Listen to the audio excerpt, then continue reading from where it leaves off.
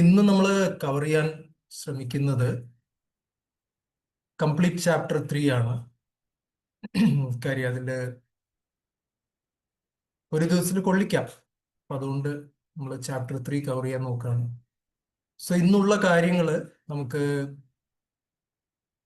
ശ്രീകൃഷ്ണ ഭഗവാനെ കുറിച്ചും ഭഗവാന്റെ അവതാരത്തെക്കുറിച്ചും അതിനുശേഷം ഭഗവാന്റെ അവതാരത്തിന് ശേഷം കൃഷ്ണ അവതാരത്തിന് ശേഷം ശ്രീകൃഷ്ണ ഭഗവാൻ തന്നെ ആത്മഗതം എന്ന് പറയുന്നത് പോലെ സ്വയം ചിന്തിക്കുന്നതും, അതായത് എൻ്റെ അവതാരം ഞാൻ അവതരിച്ചു, പക്ഷെ അതിനുശേഷം ആ അവതാരത്തിന് എന്താണ് റിസൾട്ട് ഉണ്ടായത്, അത് ഞാൻ ഉദ്ദേശിച്ച ഒരു ഫലം ഉണ്ടായോ എന്ന് പറഞ്ഞ് ഭഗവാൻ സ്വയം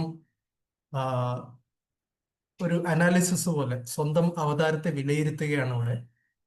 അതിനുശേഷം ഭഗവാൻ തീരുമാനിക്കുന്നു, ഞാൻ ഒന്നുകൂടി അവതരിക്കേണ്ടതുണ്ടെന്ന് ഭഗവാൻ സ്വയം തീരുമാനിച്ച് ചൈതന്യ മഹാപ്രഭുവായി അവതരിക്കുന്നു.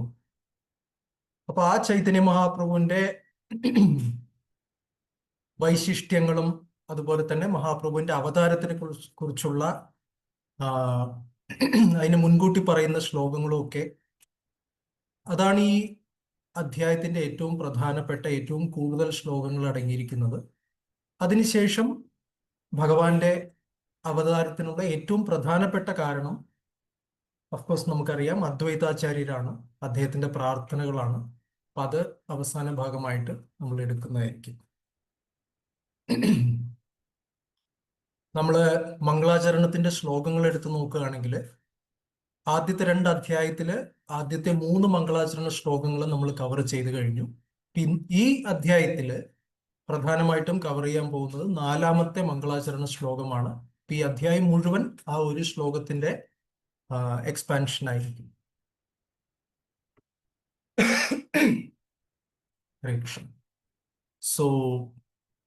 ആദ്യത്തെ 4 ശ്ലോകങ്ങള് ചെറിയൊരു പശ്ചാത്തലം ഒരുക്കുകയാണ് ഇവിടെ.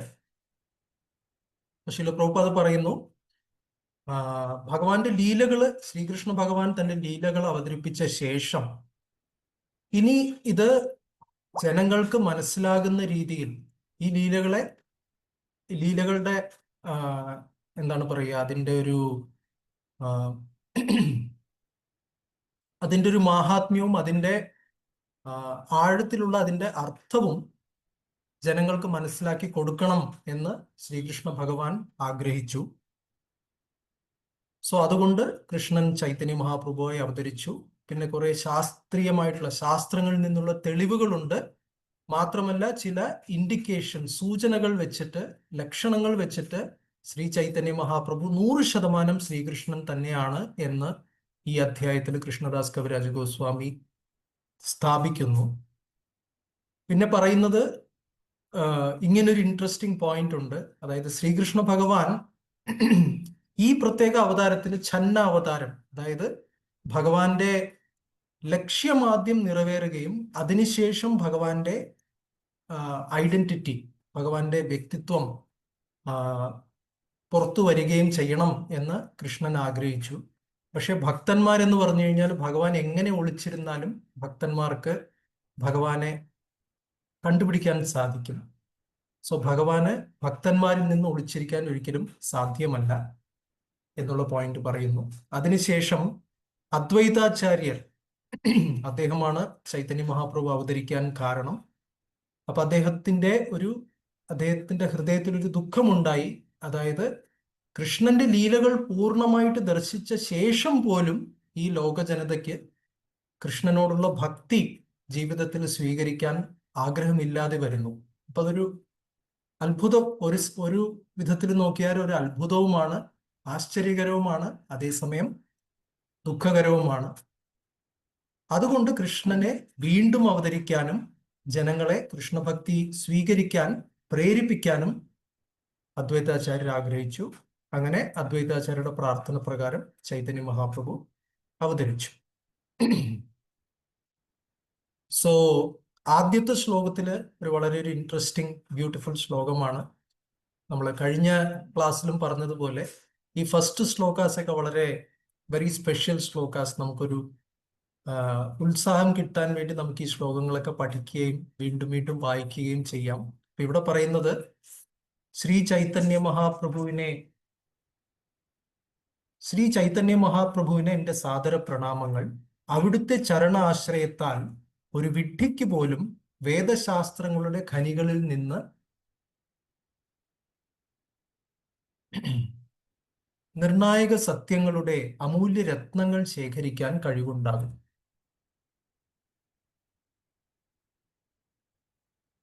ഞാനൊന്ന് വീഡിയോ ഓഫ് ചെയ്യാണ്. പിന്നെ അതിനുശേഷം 4-ാമത്തെ അധ്യായത്തില് ശ്രീല രൂപഗോസ്വാമിയുടെ ഒരു നാടകം, വിദഗ്ധ മാധവം എന്ന് പറയുന്ന നാടകത്തിൽ നിന്ന് ഉള്ള ശ്ലോകമാണ് ഈ 4-ാമത്തെ മംഗളാചരണ ശ്ലോകം. അനർപ്പിത ചരീം ചിരാത് കരുണയാവതീർണ കലൗ സമർപ്പയിതും ഉന്നതോജ്വല രസം സ്വഭക്തിശ്രിയം ഹരിപുരട സുന്ദരദ്യുതി കദംബ സന്ദീപിത സദാ ഹൃദയകന്ധരെ സ്ഫുരതു വഹ സചീനന്ദന. സോ ഈ ശ്ലോകത്തിന്റെ അർത്ഥം പറഞ്ഞു വരുമ്പോൾ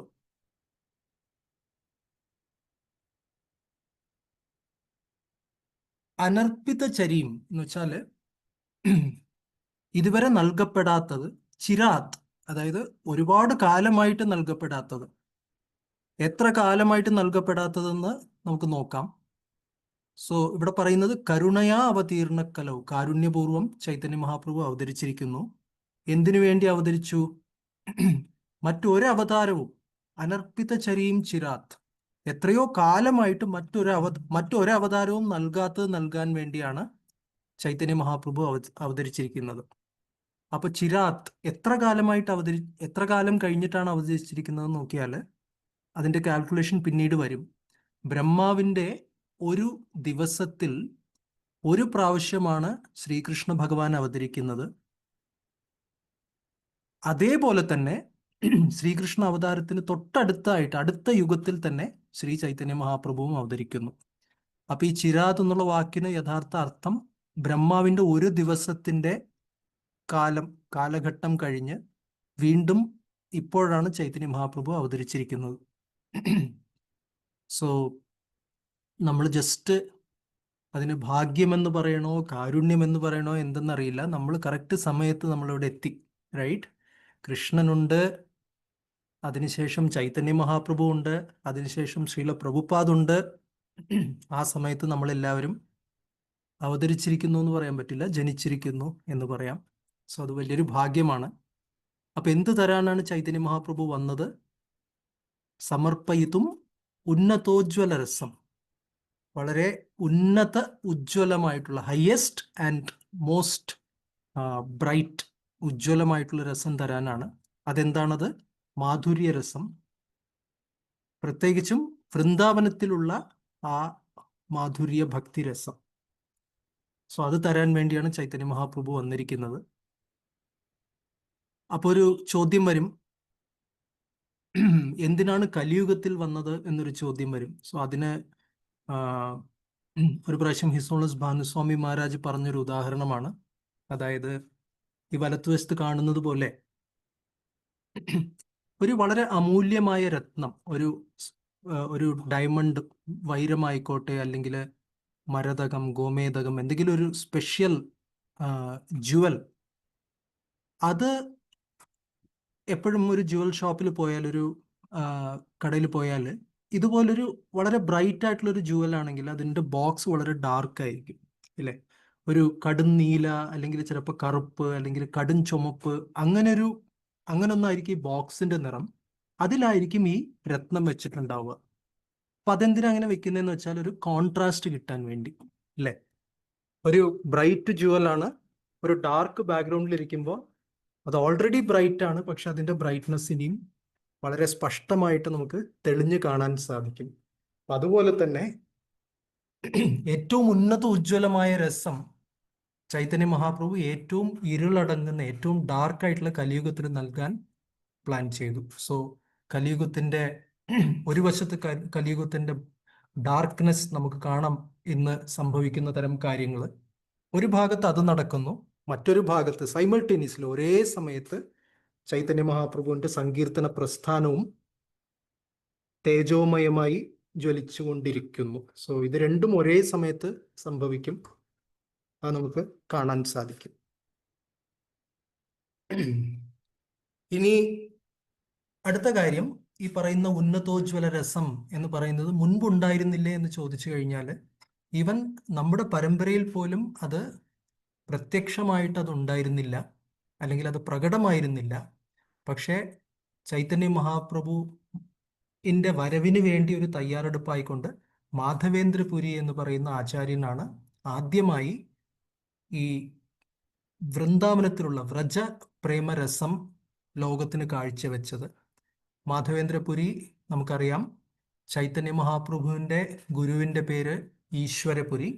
ഈശ്വരപുരിയുടെ ഗുരുവായിരുന്നു മാധവേന്ദ്രപുരി. അപ്പൊ മാധവേന്ദ്രപുരിയുടെ കാലം മുതൽക്കാണ് ശരിക്ക് രാധാകൃഷ്ണ വിഗ്രഹ പൂജ ആരംഭിക്കുന്നത് നമ്മുടെ പരമ്പരയിൽ.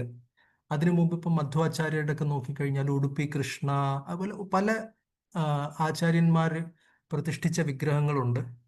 കർണാടകത്തിൽ പോയാൽ കുറേ ഇതുപോലുള്ള അപ്രമേയ എന്ന് പറയുന്ന ഒരു ക്ഷേത്രമുണ്ട്. ബാംഗ്ലൂരിൽ നിന്ന് വലിയ ദൂരമില്ല. അപ്പൊ അതൊക്കെ വ്യാസതീർത്ഥർ എന്ന് പറഞ്ഞ ഒരു ആചാര്യൻ സ്ഥാപിച്ചത്. കുറേ ക്ഷേത്രങ്ങളുണ്ട്. ആ ക്ഷേത്രങ്ങളിലൊക്കെ നമ്മൾ നോക്കുകയാണെങ്കിൽ മെയിൻലി കൃഷ്ണ ഡി ടി ആയിരിക്കും, അല്ലെങ്കിൽ ഭഗവാന്റെ മാത്രമുള്ള ഡി ടി ആയിരിക്കും. രാധാകൃഷ്ണ ആരംഭിച്ചത് മാധവേന്ദ്രപുരിയാണ്. പിന്നെ അതിനുശേഷം ലാസ്റ്റ് ലൈൻ നോക്കിയാൽ ഈ മൊത്തം ചൈതന്യ ചരിതാമൃതത്തില് കൃഷ്ണദാസ് കവിരാജ് ഗോസ്വാമി പല സ്ഥലങ്ങളിലും അദ്ദേഹം വായനക്കാരന് അനുഗ്രഹങ്ങൾ നൽകുന്നുണ്ട്, ബ്ലെസ്സിങ്സ് തരുന്നുണ്ട്. സോ അങ്ങനെ തരുന്ന ബ്ലെസ്സിങ്സിൽ ആദ്യത്തെ ബ്ലെസ്സിങ് ആണ് ഈ ശ്ലോകത്തിൽ പറയുന്നത്. എന്താണ് ആ ബ്ലെസ്സിങ്? ഭയങ്കര ഒരു സൂപ്പർ ബ്ലെസ്സിങ് ആണ്. അതായത് സദാ ഹൃദയകന്ദരേ സ്ഫുരതുവഹ ശചീനന്ദനഃ. ഈ ആരാണോ ഇത് വായിക്കുന്നത്, താങ്കളുടെ എന്താ പറയുക, ഹൃദയത്തിന്റെ എന്താണ് എഴുതിയിരിക്കുന്നത്, ശ്രീമതി സചിദേവിയുടെ പുത്രൻ എന്നറിയപ്പെടുന്ന പരമപുരുഷ ഭഗവാൻ നിങ്ങളുടെ ഹൃദയത്തിന്റെ അന്തഃപുരത്തിൽ ഏറ്റവും ഇന്നർമോസ്റ്റ് ചേംബേഴ്സ് എന്നെന്നും വസിക്കുമാറാകട്ടെ എന്ന് പറഞ്ഞൊരു അനുഗ്രഹമാണ് തന്നിരിക്കുന്നത്. ഈ ഒരു അനുഗ്രഹം മതി, വേറൊന്നും ആവശ്യമില്ല. റൈറ്റ്? കുറച്ചുകൂടെ മുന്നോട്ട് പോയിട്ട് ഒന്ന് പോസ് ചെയ്യാം. സോ ഇപ്പോ ഇത് കഴിഞ്ഞു. ഒരു തുടക്കം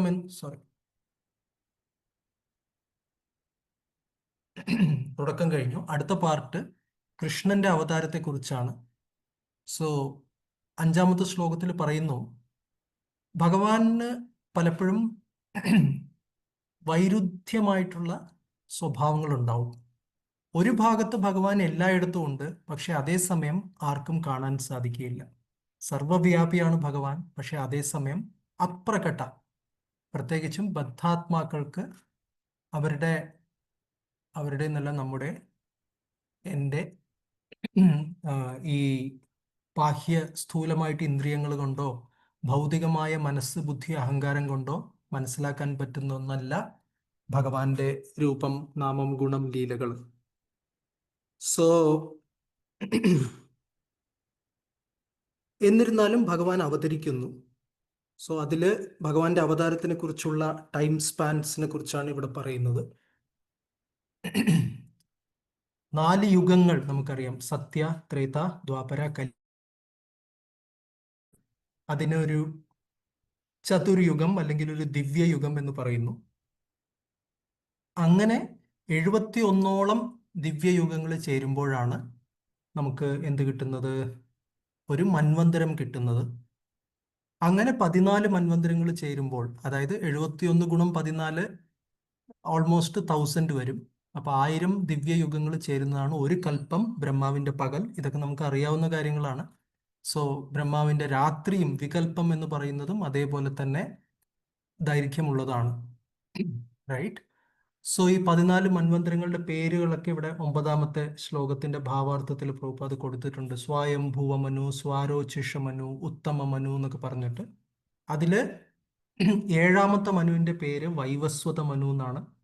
വിവസ്വാൻ എന്ന് പറഞ്ഞാൽ സൂര്യൻ, വൈവസ്വത മനു വിവസ്വാന്റെ പുത്രൻ. വിവസ്വാൻ മനവേ പ്രാഹ, ഭഗവത്ഗീതയിൽ പറയുന്നു. അങ്ങനെ 7ാമത്തെ മന്വന്തരത്തിൽ, വൈവസ്വത മന്വന്തരത്തിന്റെ 28ാമത്തെ ദിവ്യയുഗം, അതിലെ ദ്വാപരയുഗത്തിന്റെ അവസാനത്തിലാണ് ശ്രീകൃഷ്ണ ഭഗവാൻ അവതരിക്കുന്നത്. റൈറ്റ്. സോ അതിന്റെ കണക്കുകളൊക്കെ പ്രോപ്പർ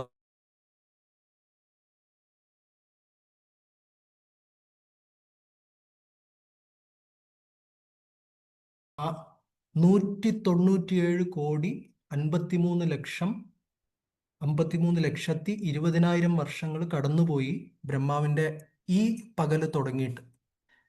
ആലോചിച്ച് നോക്കൂ, ബ്രഹ്മാവിന്റെ രാവിലെ പകല് തുടങ്ങിയിട്ട് ഇത്രയും ഭൂമിയിലുള്ള വർഷങ്ങൾ കടന്നുപോയി. അപ്പോഴാണ് ശ്രീകൃഷ്ണ ഭഗവാൻ അവതരിക്കുന്നത്. അപ്പോ ബ്രഹ്മാവിന് ശ്രീകൃഷ്ണ ഭഗവാനെ ദിവസത്തില് ഒരു പ്രാവശ്യമാണ് ദർശിക്കാൻ സാധിക്കുന്നത്. Just once. സോ പിന്നെ അടുത്തത് 11ാമത്തെ ശ്ലോകത്തിൽ പറയുന്നു, അതായത് ശാന്ത ദാസ്യ സഖ്യ വാത്സല്യ ശൃംഗാര ചാരീരസ ചാരീഭാവേർ ഭക്തയത കൃഷ്ണതാര വശ. ദാസ്യവും സഖ്യവും വാത്സല്യവും ശൃംഗാരവും 4 അതീന്ദ്രിയ രസങ്ങളാണ്. ഇവ 4നെയും ഹൃദയത്തിൽ സ്നേഹപൂർവം വളർത്തുന്ന ഭക്തന്മാർക്ക് കൃഷ്ണനെ വശപ്പെടുത്തുവാൻ കഴിയും.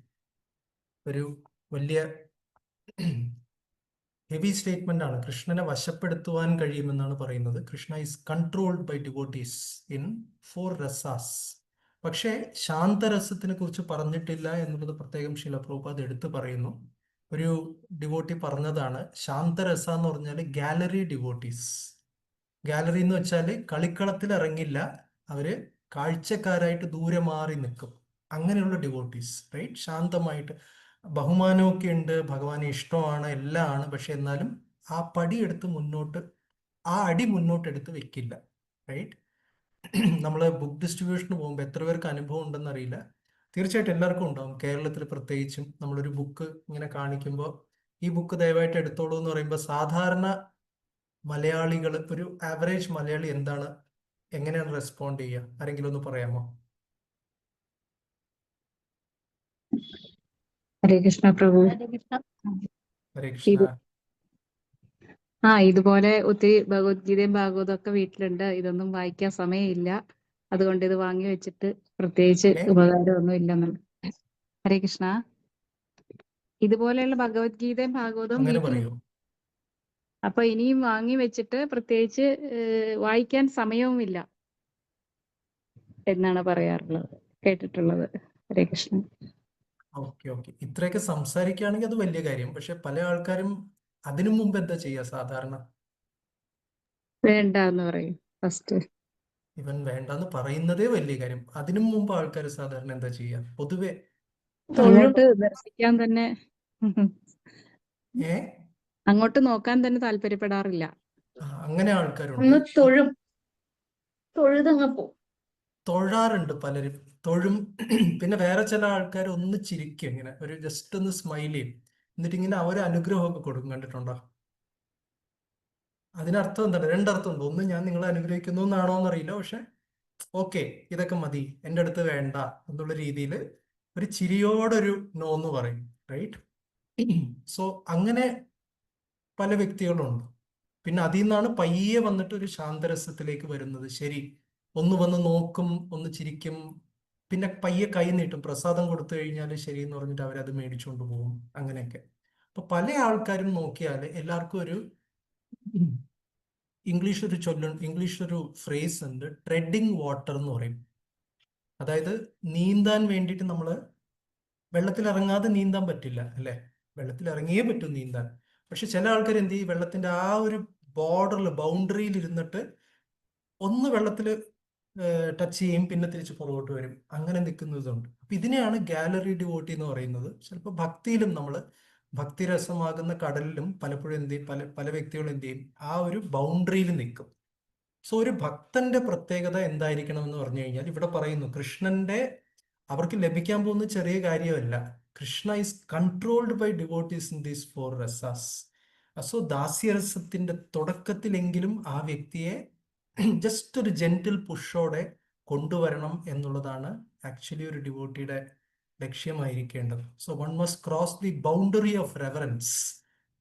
ആ ഒരു ബഹുമാനം, എന്താ ഭയഭക്തി എന്നൊക്കെ പറയുന്ന ആ ഒരു ബൗണ്ടറി ക്രോസ് ചെയ്തിട്ട് ചെറിയൊരു ഭക്തിയുത സേവനത്തിലേക്ക് ആ വ്യക്തിയെ എൻഗേജ് ചെയ്തു കഴിഞ്ഞാൽ അത് സക്സസ് ആണ്, സക്സസ്ഫുൾ പ്രീച്ചിങ് ആണ്. ഇവിടെ റൈറ്റിൽ ഇട്ടിരിക്കുന്ന ചിത്രം ആരുടെയാണെന്ന് അറിയാമോ? ജയാനന്ദ പ്രഭു. ജയാനന്ദ പ്രഭു, റൈറ്റ്. വേറെ ആർക്കറിയാം ജയാനന്ദ പ്രഭുവിനെ കുറിച്ച്? കണ്ടിട്ടുണ്ടോ? അറിയില്ല. ഓക്കെ, അറിയാം, കേട്ടിട്ടുണ്ട് പ്രഭു, പക്ഷെ കണ്ടിട്ടില്ല. കണ്ടിട്ടില്ല. ഓക്കെ. ജയാനന്ദ പ്രഭു ഒരു പ്രഭുപാദരുടെ വൺ ഓഫ് ദി ഏർലിയസ്റ്റ് ശിഷ്യന്മാരിൽ ഒരാളായിരുന്നു. പ്രഭുപാദ് ആദ്യം ന്യൂയോർക്കിൽ ഇസ്കോൺ തുടങ്ങി. അതിനുശേഷം അവിടെ നിന്ന് അടുത്തത് പോയത് നമുക്കറിയാം. ഇസ്കോണിന്റെ രണ്ടാമത്തെ സെന്റർ എവിടെയാണ്? ആർക്കെങ്കിലും അറിയാമോ? ഫസ്റ്റ് ന്യൂയോർക്ക്, അവിടെ നിന്ന് എങ്ങോട്ട് പോയി ലോസ് പ്രഭുപാദ്? ഏഞ്ചൽസ്. പിന്നീടാണ് സാൻ ഫ്രാൻസിസ്കോ, റൈറ്റ്.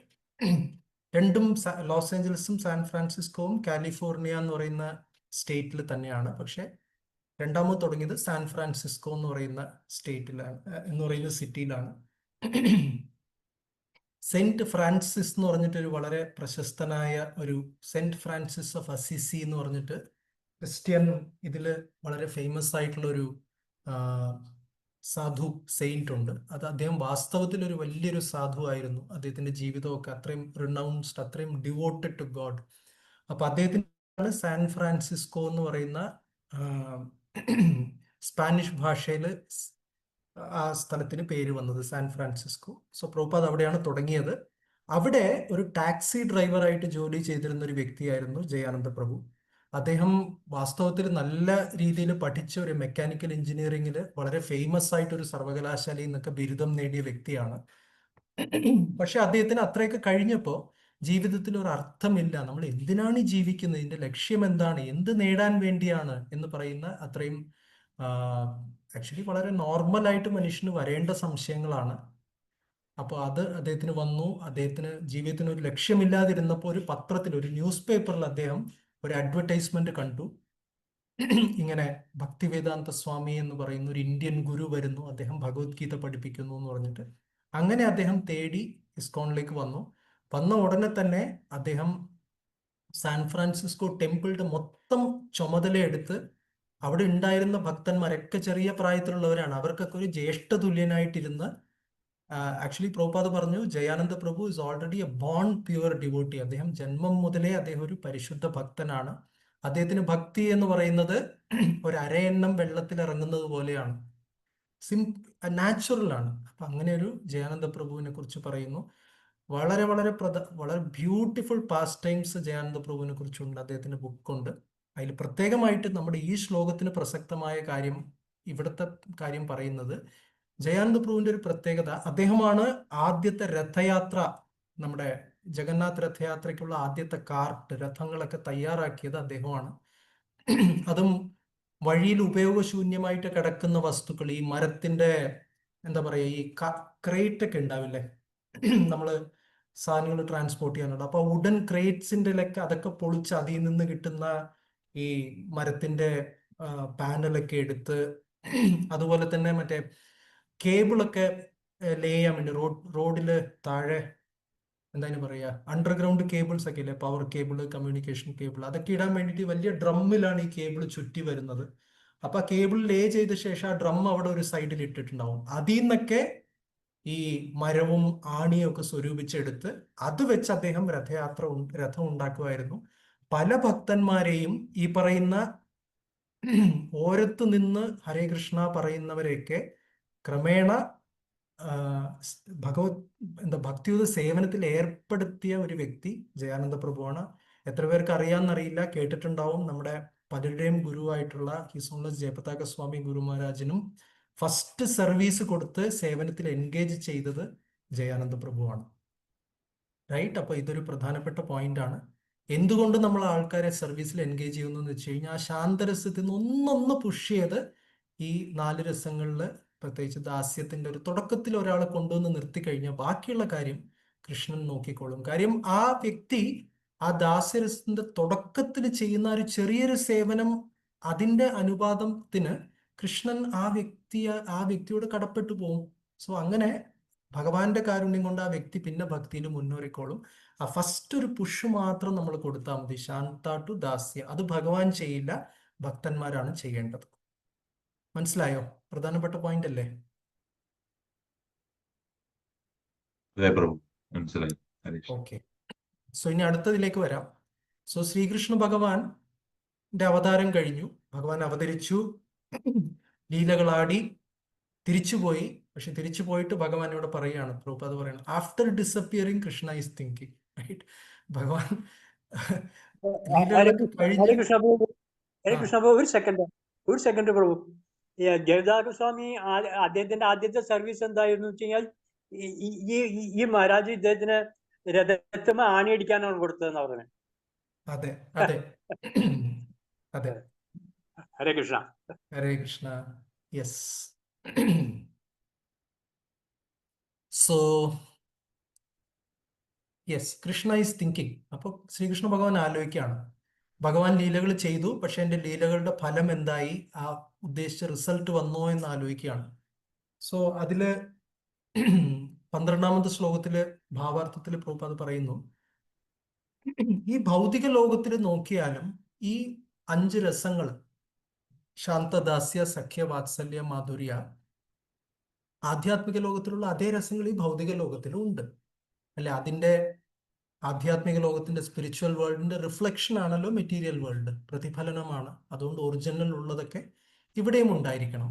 അപ്പൊ ഈ 5 രസങ്ങള് നമ്മൾ ഇൻവെസ്റ്റ് ചെയ്യുന്നു. ഇവിടെ പ്രധാനപ്പെട്ട വാക്ക് ഇൻവെസ്റ്റ് എന്നുള്ളതാണ്. നമ്മൾ നിക്ഷേപിക്കുന്നു. ആരില്, എന്തില്? ഈ ഭൗതികമായിട്ടുള്ള ബന്ധങ്ങളില്, പല ഇതിലും നമ്മൾ നിക്ഷേപിക്കുന്നു.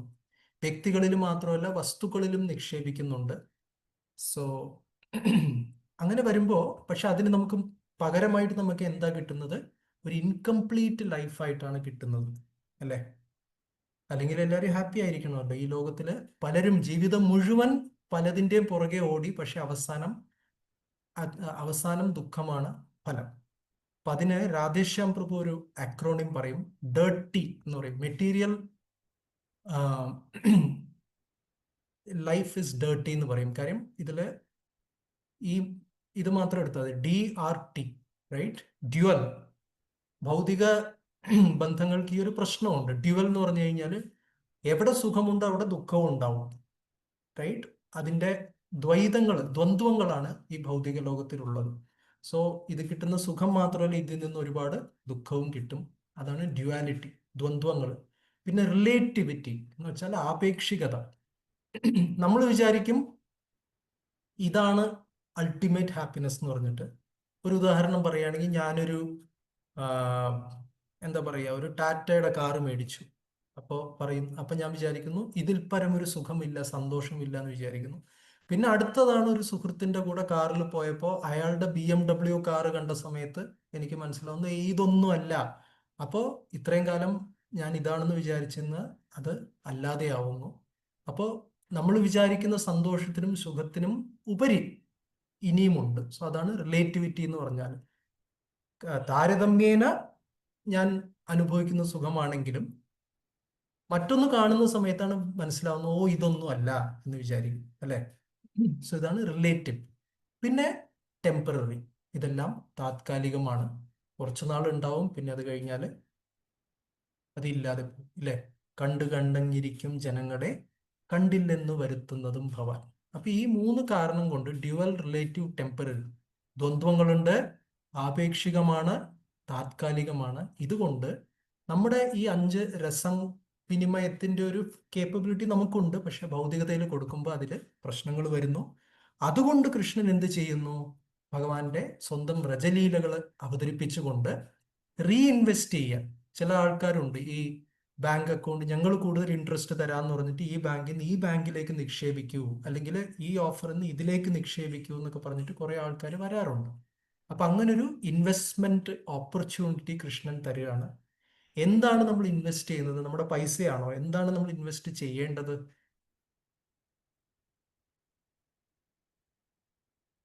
എന്താണ് ഇവിടെ ഭഗവാൻ ആഗ്രഹിക്കുന്നത്? നമ്മുടെ എന്തിന്റെ നിക്ഷേപമാണ്? ഇവിടെ സമയമാണ്, സമയവും ബുദ്ധിയുമാണ്. സമയം നല്ലൊരു ഉത്തരമാണ്. അത് കൂടാതെ ഇമോഷൻസ്. Emotions, exactly. നമ്മുടെ ഹൃദയം, നമ്മുടെ ഈ പറയുന്ന രസാസ്, റൈറ്റ്? നമ്മുടെ അത് ഭഗവാനും അതെനിക്ക് തരൂ എന്ന് പറയുന്നു. അതെവിടെ പറയുന്നു? മന്മന ഭവ മദ്ഭക്തോ മദ്യാജി മാം നമസ്കുരു. എനിക്ക് തരൂ എന്ന് പറയുന്നു അത്, right? So reinvest our 5 rasas into the perfect and complete relationship with him. ഇതാണ് ഭഗവാൻ ആഗ്രഹിക്കുന്നത്. ഇതിനു വേണ്ടിയാണ് ഭഗവാൻ അവതരിച്ചത്, കൃഷ്ണൻ അവതരിച്ചത്. പക്ഷെ അത് കഴിഞ്ഞിട്ട് കൃഷ്ണൻ നോക്കി, പക്ഷെ അത് സംഭവിച്ചിട്ടില്ല, സംഭവിക്കേണ്ട രീതിയിൽ അത് സംഭവിക്കുന്നില്ല. അപ്പോൾ ഭഗവാൻ വീണ്ടും ചിന്തിക്കുന്ന ഒരു അനാലിസിസ് എടുക്കുകയാണ്, എൻ്റെ അവതാരം എത്ര എഫക്റ്റീവ് ആയിരുന്നു എന്ന് പറഞ്ഞിട്ട്. അത് ഭഗവാന് മാത്രമേ ചെയ്യാൻ പറ്റുള്ളൂ. സോ ഭഗവാൻ വിചാരിച്ചു, ഓക്കെ, പ്രേമഭക്തി എന്ന് പറയുന്ന സാധനം ഞാൻ നേരിട്ട് കൊടുത്തിട്ടില്ല. പ്രേമഭക്തി ഭഗവാൻ പ്രദർശിപ്പിച്ച് കാണിച്ചു. വൃന്ദാവന ലീലകളിൽ ഭഗവാനും വിശേഷിച്ചും വൃന്ദാവനവാസികളും തമ്മിലുള്ള വ്രജപ്രേമം കാണിച്ചു. പിന്നെ ദ്വാരകാവാസികളുമായിട്ടും പിന്നെ മറ്റു ഭക്തന്മാരുമായിട്ടൊക്കെ ആ പ്രേമം ഭഗവാൻ പ്രദർശിപ്പിച്ചു. പക്ഷെ അത് ഭഗവാൻ എന്താ പറയുക, അത് നൽകിയില്ല, റൈറ്റ്? അപ്പൊ ഭഗവാൻ ആലോചിക്കുന്നു, പക്ഷെ പ്രേമഭക്തി ഇല്ലെങ്കിൽ ഭൗതിക ലോകം കൊണ്ടേ ഒരു പ്രയോജനവും ഇല്ല എന്ന് ഭഗവാൻ പറയുന്നു. അതെന്തുകൊണ്ടാണെന്ന് വെച്ച് കഴിഞ്ഞാൽ അത് പ്രഭുപാദ് എക്സ്പ്ലെയിൻ ചെയ്യുന്നു.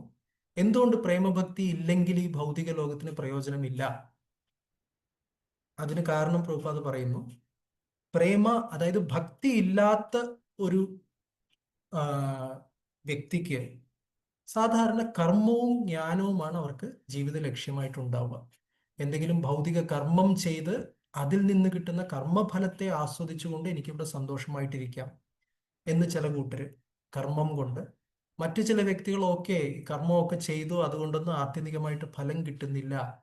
അതുകൊണ്ട് ഈ പ്രപഞ്ചത്തിന്റെ ഒരു വ്യർത്ഥതയെക്കുറിച്ചും ജീവിതം എന്താണ്, ഞാൻ ആരാണെന്നൊക്കെ മനസ്സിലാക്കി അതിൽ നിന്ന് ആത്മ ആനന്ദം ലഭിക്കാൻ വേണ്ടി ചില ആൾക്കാർ ജ്ഞാനത്തിന്റെ പുറകെ പോകും, റൈറ്റ്? ഇവിടെ ഒരു ആള് മൈക്രോസ്കോപ്പില് കൊറോണ വൈറസിനെ കണ്ടുപിടിക്കാൻ നോക്കിക്കൊണ്ടിരിക്കുകയാണ്. അപ്പൊ അങ്ങനെ ഒരു രീതിയിൽ പ്രപഞ്ചത്തെ കൺട്രോൾ ചെയ്തുകൊണ്ട് സന്തോഷം ആഗ്രഹിക്കുന്ന വ്യക്തികളുണ്ട്, അല്ലെങ്കിൽ ജ്ഞാനം കൊണ്ട് സന്തോഷം ആഗ്രഹിക്കുന്ന വ്യക്തികൾ. പക്ഷെ ഇതൊന്നും സന്തോഷം നമുക്ക്, ആനന്ദം നമുക്ക് തരില്ല.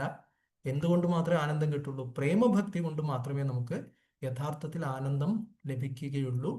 അതെങ്ങനെ? കൃഷ്ണന്റെ സേവനം വഴി. സോ അതിൽ പറയുന്നത്, അങ്ങനെ പ്രേമാവസ്ഥയിലുള്ള ഒരു വ്യക്തിക്ക് സത്യം പറഞ്ഞാൽ ധർമ്മ അർത്ഥ കാമ മോക്ഷം ഒന്നിൻ്റെയും തന്നെ ആവശ്യമില്ല. ലിബറേഷൻ ഫ്രം സം സിറ്റുവേഷൻ, അതാണല്ലോ മോക്ഷം. ഏതോ ഒരു അവസ്ഥയിൽ നിന്നും മോചനം ലഭിക്കുക എന്നുള്ളതാണ് മോക്ഷം. പക്ഷെ ഒരു ഭക്തനെ സംബന്ധിച്ച് ഏതവസ്ഥയിലും അവര് ഭഗവാന്റെ സേവനത്തിൽ ഏർപ്പെട്ടിരിക്കുകയാണ്. ഇവിടെ പ്രഹ്ലാദ് മഹാരാജിന്റെ കാര്യം പറഞ്ഞ പോലെ, ത്വദ്വീര്യഗായന മഹാമൃതം അഗ്നചിത്ത, എവിടെ ഇരുന്നാലും ഞാൻ അങ്ങയുടെ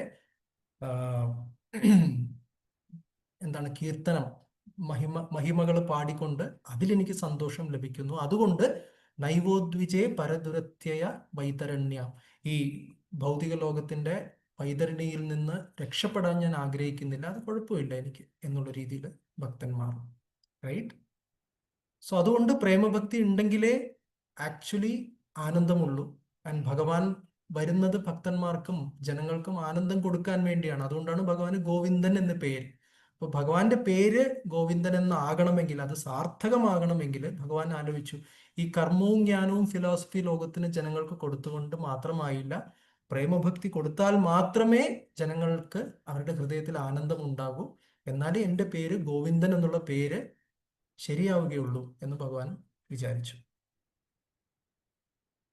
കൃഷ്ണ ഈസ് തിങ്കിങ് കഴിഞ്ഞാൽ ഇവിടെ നിർത്താം. Okay, so Krishna is thinking, അതായത് ഭഗവാൻ സാധാരണ ഭക്തി എന്ന് പറഞ്ഞു കഴിഞ്ഞാൽ ലോകത്തില് വൈധി ഭക്തിയാണ്. അതായത് വൈധി എന്ന് വെച്ചാൽ വിധി നിയമങ്ങൾ അനുസരിച്ചിട്ടുള്ള ഭക്തി, അല്ലെ? ഇത് ചെയ്യൂ, ഇത് ചെയ്യൂ. എവിടെ അമ്പലങ്ങളിൽ പോയാലും അവിടുത്തെ ഒരു രീതിയുണ്ട്, ഒരു സീക്വൻസ്, ഒരു സിസ്റ്റം ഉണ്ട്. അപ്പൊ അത് ആവശ്യമാണ് നമുക്ക്, റൈറ്റ്? അതിന് എക്സാമ്പിൾ പറയുന്നത് ഇവിടെ സൈക്കിളിന്റെ വീല് പോലെ, നമ്മൾ സൈക്ലിംഗ് പഠിക്കുന്ന സമയത്ത് അതിന് ഒരു ബാലൻസിങ് വീൽ ആവശ്യമുണ്ട്. അതുണ്ടെങ്കിലേ നമുക്ക് അങ്ങോട്ടും ഇങ്ങോട്ടൊക്കെ ഒരുപാട് മറിഞ്ഞ് വീഴാതെ നമുക്ക് ശരിക്കും കാര്യങ്ങൾ ചെയ്യാൻ സാധിക്കും, അല്ലെ? അപ്പൊ ഭക്തിയുടെ കാര്യം അങ്ങനെ തന്നെയാണ്. നമുക്ക് ചില റൂൾസ് ആൻഡ് റെഗുലേഷൻസ് ആവശ്യമുണ്ട്. വളരെ ഫേമസ് ഒരു ശ്ലോകമുണ്ട്, ശ്രുതി സ്മൃതി പുരാണാദി പഞ്ചരാത്ര വിധിം വിന ഐകാന്തികി ഹരേർ ഭക്തിർ ഉത്പാദായൈവ കൽപ്പത്തെ. അതായത് ഈ ശ്രുതി സ്മൃതിയൊക്കെ നിയമങ്ങളൊക്കെ ഫോളോ ചെയ്യാതെ എന്തോ തോന്നുന്ന പോലെ ഒരു ഭക്തി ചെയ്തു കഴിഞ്ഞാൽ അത് ഡിസ്റ്റർബൻസ് ആണ് സമൂഹത്തില് എന്ന് പറയുന്നുണ്ട്. അതുകൊണ്ട് വിധി നിയമങ്ങൾ ആവശ്യമുണ്ട്. പക്ഷെ അതേസമയം വിധി നിയമങ്ങൾ മാത്രമായി പോയി കഴിഞ്ഞാൽ, എനിക്ക് ഓർമ്മയുണ്ട് അറ്റ് സം പോയിന്റ്, ഇത് ഞാൻ അനുഭവിച്ചതാണ്, വേറെ ആരെങ്കിലുമൊക്കെ എല്ലാവരും അനുഭവിച്ചിട്ടുണ്ടാവാം. അതായത് ഈ സാധന കാർഡ് എന്ന് പറയുന്ന ഒരു സാധനമുണ്ട്. അത് വളരെ നല്ലൊരു കാര്യമാണ്. ഒരു വലിയ എക്സൽ ഷീറ്റൊക്കെ ഇട്ട് അതിൽ ഒരു സ്ട്രിക്റ്റ് റൂൾസ് ഒക്കെ ഉണ്ട്. അത് എന്താ, രാവിലെ ഇത്ര മണി മുതൽ 7 മണി വരെ ജപിച്ചു കഴിഞ്ഞാൽ ഓരോ മാലയ്ക്കും ഓർമ്മയില്ല 4 പോയിന്റ് കിട്ടും. പിന്നെ 7 മുതൽ 8 വരെ ജപിച്ചു കഴിഞ്ഞാൽ 3 പോയിന്റ്. പിന്നെ അങ്ങനെയൊക്കെ ഇതുണ്ട്. പിന്നെ രാത്രി 9 മണി കഴിഞ്ഞാൽ -1 ആണ്. അപ്പോൾ ചിലപ്പോൾ തോന്നും ജപിക്കാതിരിക്കുന്നതാണ് ഭേദം. കാര്യം രാത്രി 9 കഴിഞ്ഞ് ജപിച്ചു കഴിഞ്ഞാൽ പോയിന്റ് കുറയും, റൈറ്റ്? അങ്ങനെ ഒരു സിസ്റ്റം ഉണ്ടായിരുന്നു. പിന്നെ ചാൻറ്റിങ്, റീഡിങ്, ഇതിനൊക്കെ. അപ്പൊ നല്ലതാണ്. അത് കാരണം ഒരുപാട് പ്രയോജനം ഉണ്ടായിട്ടുണ്ട് പലപ്പോഴും. എന്താ, അത് വളരെ നല്ലൊരു കാര്യമാണ്. പക്ഷെ സം പോയിന്റ് തോന്നി എന്ന് വെച്ച് കഴിഞ്ഞാൽ നമ്മൾ ഇത് തീർക്കാൻ വേണ്ടി ഒരു ഒരു പോയിന്റ് കിട്ടാൻ വേണ്ടി ഞാൻ 8 മണിക്ക് മുമ്പ് ജപിക്കുന്നു. അങ്ങനെ ഒരു സിസ്റ്റം വരുന്ന സമയത്ത് വെച്ചാൽ ആ സിസ്റ്റത്തിന്റെ കുഴപ്പമില്ല, പക്ഷെ ആ സിസ്റ്റത്തിനോടുള്ള നമ്മുടെ സമീപനത്തിന്റെ അതിലെന്തോ ഒരു അപാകത തോന്നുന്നു. സോ അതുകൊണ്ട് ഈ വിധി നമുക്ക് ആവശ്യമുണ്ട്, പക്ഷെ നമ്മൾ വൈധിയായി പോരുത്. മനസ്സിലായില്ലേ? ഈ ബാലൻസിങ് വീല് നമുക്ക് ആവശ്യമുണ്ട്, പക്ഷെ നമ്മൾ അതിൽ മാത്രമായി പോരുത്. അങ്ങനെയാണെങ്കിലും പ്രശ്നങ്ങളുണ്ട്, അല്ലേ? സോ അതുകൊണ്ട് ഇതിനൊരു ഇന്റലിജന്റ് ആയിട്ട് നമ്മളത്, ഓഫ് കോഴ്സ് അതോറിറ്റീസിന്റെ ഇൻസ്ട്രക്ഷൻ പ്രകാരം നമ്മളത്, വൈദിഭക്തി ഒരു സ്റ്റാർട്ടിംഗ് ആണ്, പക്ഷെ അതിൽ മാത്രം നമ്മളായി പോരുത്. അപ്പൊ ചൈതന്യ ഇവിടെ ഭഗവാൻ ശ്രീകൃഷ്ണ ഭഗവാൻ ആലോചിക്കുകയാണ്, ആൻഡ് പ്രഭുപാദ് പർപ്പട്ടിൽ എഴുതുകയാണ്, വൈദിഭക്തിയുടെ കുഴപ്പം എന്ന് വെച്ചാൽ വ്രജഭാവത്തിലേക്ക് അതൊരിക്കലും എത്തില്ല. കാര്യം അവിടെയൊക്കെ സ്പോണ്ടേനിയസ് ആയിട്ട് സ്വമേധയാ സ്വന്തം ആഗ്രഹപ്രകാരം ചെയ്യുകയാണ്. ഒരമ്മ കുഞ്ഞിനെ നോക്കുന്നത് റൂൾസ് റെഗുലേഷൻസ് അനുസരിച്ചല്ല, റൈറ്റ്? ആ സിസ്റ്റം ഫോളോ ചെയ്യുന്നതിന് പുറകിലുള്ള ഇൻസ്പിറേഷൻ വേറൊന്നാണ്. അപ്പൊ അതുപോലെ വ്രജഭാവം ലഭിക്കില്ല. മാത്രമല്ല, ഈ ഒരു ടെക്നിക്കൽ ടേം പറയുന്നുണ്ട്, ഐശ്വര്യ ശിഥില പ്രേമ. അതായത് ഭഗവാന്റെ ഐശ്വര്യം, ഈശ്വരൻ എന്ന് പറയുമ്പോൾ എല്ലാവർക്കും ഒരു ഭയം ഉണ്ടാവും, അല്ലെങ്കിൽ ഒരു ബഹുമാനം ഉണ്ടാവും. അപ്പൊ ആ ഭയത്തിന്റെയും ബഹുമാനത്തിന്റെയും ഇൻഫ്ലുവൻസിൽ ഒരു വ്യക്തിയുടെ പ്രേമം, ഭഗവാനോടുള്ള സ്വാഭാവികമായിട്ടുള്ള സ്നേഹം, അത് ശിഥിലമാവും. എന്ന് വെച്ചാൽ അതില് എന്താണ് പറയാ, അത് അഫക്റ്റഡ് ആവും, റൈറ്റ്? അപ്പൊ അങ്ങനെ ഉള്ളൊരു പ്രേമം, സങ്കുചിതമായ പ്രേമം, അത് കൃഷ്ണനെ ഒരിക്കലും അട്രാക്ട് ചെയ്യില്ല. സോ പക്ഷെ അങ്ങനെയുള്ള വൈദിഭക്തി കാരണം ഒരു വ്യക്തിക്ക് വൈകുണ്ഠ ഗ്രഹങ്ങളിലേക്കും അവിടെയുള്ള 4 തരത്തിലുള്ള മുക്തികളുണ്ട്: സാർഷ്ടി, സാരൂപ്യ, സാലോക്യ, സാമീപ്യ. സാർഷ്ടി എന്ന് പറഞ്ഞാൽ ഭഗവാന്റെ എല്ലാ ഐശ്വര്യങ്ങളും ലഭിക്കുന്നു. സാരൂപ്യം എന്ന് പറഞ്ഞാൽ ഭഗവാന്റെ ഇതുപോലെ 4 കൈയും അതുപോലെ ഏകദേശം ഭഗവാനെ പോലെ തന്നെയുള്ള ഒരു രൂപം ലഭിക്കുന്നു. സാലോക്യം, ഭഗവാന്റെ അതേ ലോകത്തിൽ കൂടെ വസിക്കാനുള്ളൊരു അവസരം കിട്ടുന്നു. പിന്നെ സാമീപ്യം, ആ ലോകത്തിന് മാത്രമല്ല, സാലോക്യം എന്ന് പറഞ്ഞാൽ ലോകത്തിനകത്ത്, പക്ഷെ സാമീപ്യം എന്ന് പറഞ്ഞാൽ ആ ലോകത്തിനകത്ത് ഭഗവാന്റെ പേഴ്സണലി കൂടെ ഇരിക്കാനുള്ള ഒരു മോക്ഷമൊക്കെ കിട്ടുന്നു. പക്ഷെ ഇതൊക്കെ ആയാലും ഒരു വ്രജഭാവത്തിൽ ഇത് കിട്ടുന്നില്ല. ഈ എക്സാമ്പിൾ നമുക്കറിയാം. താൽക്കാലികമായിട്ടാണെങ്കിലും അഫ്കോഴ്സ് യശോദ മാതാവ് വായ ഭഗവാൻ, നമുക്കറിയാം ഭഗവാൻ മണ്ണ് തിന്നു എന്ന് പറഞ്ഞ സമയത്ത് ഭഗവാനെ തുറന്നു കാണിക്കാൻ പറഞ്ഞു, അല്ലേ? അപ്പൊ ആ സമയത്ത് ഭഗവാന്റെ പ്രപഞ്ചങ്ങളൊക്കെ കാണിച്ചു, ശക്തി വൈഭവമൊക്കെ കാണിച്ചു. അപ്പൊ ഒരു നിമിഷത്തേക്ക് യശോദ മാതാവിന്റെ പ്യുവർ ആയിട്ടുള്ള പ്രേമം ഒന്ന് കവേർഡ് ആയി എന്നാണ് പറയുന്നത്. അഫ്കോഴ്സ് സാധാരണ ഒരു സാധന വൈദിഭക്തെ അല്ല യശോദ മാതാവ്, ഇസ് എൻ ഇറ്റേണൽ അസോസിയേറ്റ്. എന്നിരുന്നാലും ആ ഒരു നിമിഷം, ആ ഒരു ലീല ലോകത്തിന് കാണിച്ചു തരാൻ വേണ്ടി ആ ഒരു നിമിഷം അത് ഇതായി എന്നാണ് പറയുന്നത്. ഓഫ് കോഴ്സ് പക്ഷെ യശോദ മാതാവിന്റെ പ്രേമത്തിന്റെ ശക്തി കാരണം അത് വീണ്ടും ആ ഒരു ടെമ്പററി ഇത് പോയി എന്ന് പറയുന്നത്. പക്ഷെ ആ നിമിഷം ഭഗവാന് തന്നെ ഭയമായി എന്നാണ് പറയുന്നത്. എന്ന് വെച്ചാൽ, ഓ, ഞാൻ ഇതൊക്കെ കാണിച്ചു, എന്താ പറയാ, ഒരു ശിക്ഷയിൽ നിന്ന് ഞാൻ രക്ഷപ്പെട്ടു. അല്ലെ, എല്ലാരും കംപ്ലൈന്റ് ചെയ്തു കൃഷ്ണൻ മണ്ണ് തിന്നു എന്ന്. അപ്പൊ ഭഗവാൻ ഈ ശക്തി പ്രദർശനം കാരണം അമ്മയുടെ ശിക്ഷയിൽ നിന്ന് ഞാൻ രക്ഷപ്പെട്ടു, അത് ഓക്കെയാണ്. പക്ഷെ എന്ത് സംഭവിച്ചു? അമ്മയ്ക്ക് എന്നോടുള്ള, യശോദ മാതാവിന് എന്നോടുള്ള ആ ഭാവത്തിൽ എന്തോ ഒരു നേരിയ മാറ്റം സംഭവിച്ചിരിക്കുന്നു എന്നുള്ളത് ഭഗവാന് തന്നെ ഭയമായി. റൈറ്റ്? അപ്പൊ അതുകൊണ്ട് വൃന്ദാവനത്തില് അത്ര പോലും ഇതുണ്ടാവില്ല. റൈറ്റ്? അപ്പോൾ എനിവേ, അങ്ങനെ ഈ കാരണങ്ങൾ കൊണ്ട് സാധാരണ ഒരു ഭക്തി, അല്ലെങ്കിൽ സാധാരണ എന്ന് പറയാൻ പറ്റില്ല, പക്ഷെ നിയമങ്ങൾ മാത്രം അനുസരിച്ചു കൊണ്ടുള്ള ഭക്തി, അതിൻ്റെ ഡൗൺ സൈഡ്സ് ഉള്ളത് കൊണ്ട് ഭഗവാൻ വിചാരിച്ചു, ശരി, ഞാൻ വീണ്ടും അവതരിക്കാമെന്ന് പറഞ്ഞ് ഭഗവാൻ പറയുന്നു, ഈ 4 രസങ്ങളും യുഗധർമ്മമായ ഹരിനാമ സങ്കീർത്തനത്തിലൂടെ ഞാൻ ലോകത്തിന് കാഴ്ചവെക്കാമെന്ന് ഭഗവാൻ തീരുമാനിക്കുന്നു.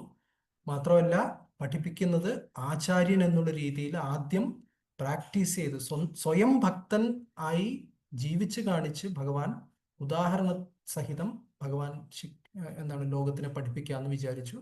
ഓഫ് കോഴ്സ് പ്രഭുപാദ് ഭാവാർത്ഥത്തിൽ പറയുന്നു, ഭക്തി പ്രാക്ടീസ് ചെയ്യാതെ ഭക്തി പഠിപ്പിക്കാൻ സാധിക്കില്ല. റൈറ്റ്? പിന്നെ 26ാമത്തെ ശ്ലോകത്തിൽ പ്രധാനപ്പെട്ട പോയിന്റ് ഭഗവാൻ പറയുന്നു. അതായത് കൃഷ്ണൻ പറയുകയാണ്, എൻ്റെ അംശങ്ങൾക്ക് യുഗധർമ്മം സ്ഥാപിക്കാൻ സാധിക്കും, പക്ഷേ വ്രജപ്രേമം നൽകാൻ എനിക്ക് മാത്രമേ സാധിക്കുകയുള്ളൂ എന്ന് പറയുന്നു. ഈ ഒരു പോയിന്റിനെ കുറിച്ച് നമുക്ക് ലാസ്റ്റിൽ ഒന്നുകൂടെ നോക്കാം. പക്ഷെ പറയുന്ന കാര്യം വ്യക്തമാണ്. സ്വയം ഭഗവാൻ ശ്രീകൃഷ്ണനാണ് വൃന്ദാവന ധാമത്തിൽ, വ്രജധാമത്തിലുള്ളത്. അപ്പൊ അങ്ങനെയുള്ള ശ്രീകൃഷ്ണ ഭഗവാന് മാത്രമേ വ്രജധാമത്തിലുള്ള ഭഗവാന് വ്രജപ്രേമം നൽകാൻ സാധിക്കും. ഭഗവാന്റെ മറ്റ് എക്സ്പാൻഷൻസ്, ഇൻകാർണേഷൻസ് ഒക്കെ, രൂപങ്ങളൊക്കെ മറ്റ് പല വൈകുണ്ഠധാമങ്ങളിലും ഒക്കെ ആണല്ലോ, നമ്മളത് ഓൾറെഡി നോക്കി. അപ്പൊ അത് ആ അംശരൂപങ്ങൾക്കൊക്കെ യുഗധർമ്മം സ്ഥാപിക്കാൻ സാധിക്കും, ഹരിനാമ സങ്കീർത്തനം സ്ഥാപിക്കാൻ സാധിക്കും, പക്ഷെ വ്രജപ്രേമം നൽകാൻ സാധിക്കില്ല. ഇതിനെക്കുറിച്ചൊരു എക്സ്പ്ലനേഷൻ നമ്മുടെ ലാസ്റ്റ് സ്ലൈഡ്സിൽ വരുന്നുണ്ട്, അപ്പൊ അതുവരെ വെയിറ്റ് ചെയ്യാം. ഇനി ഇങ്ങനെ പറയുന്നു, I will appear on earth with my devotees, perform colourful നാനാ രംഗേ എന്നാണേ, റേഞ്ച് എന്ന് വായിക്കരുത്, നാനാ രംഗേ, പല രൂപത്തിലുള്ള, പല നിറങ്ങളിലുള്ള വർണ്ണശബളമായ ലീലകൾ ഞാൻ അവതരിപ്പിക്കുമെന്ന് ഭഗവാൻ തീരുമാനിക്കുന്നു. അങ്ങനെ കലിയുഗത്തിന്റെ പ്രഥമ സന്ധ്യയിൽ ചൈതന്യ മഹാപ്രഭു അവതരിക്കുന്നു.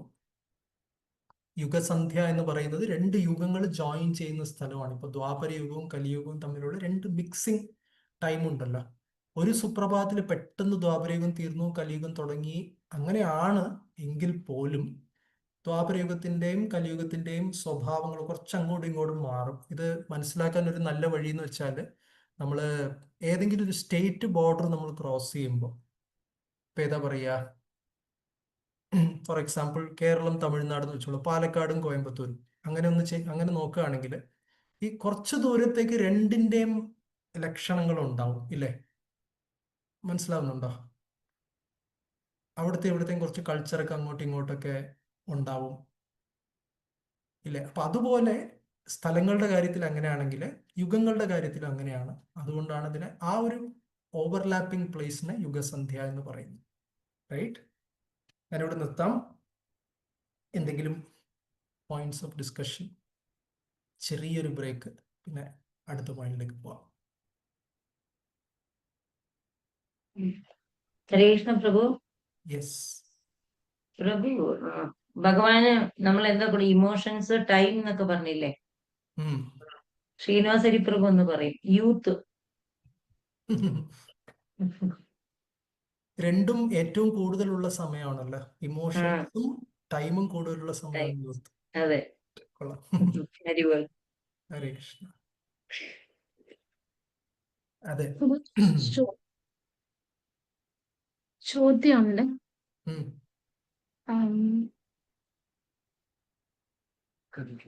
ഒരു സെക്കൻഡ്.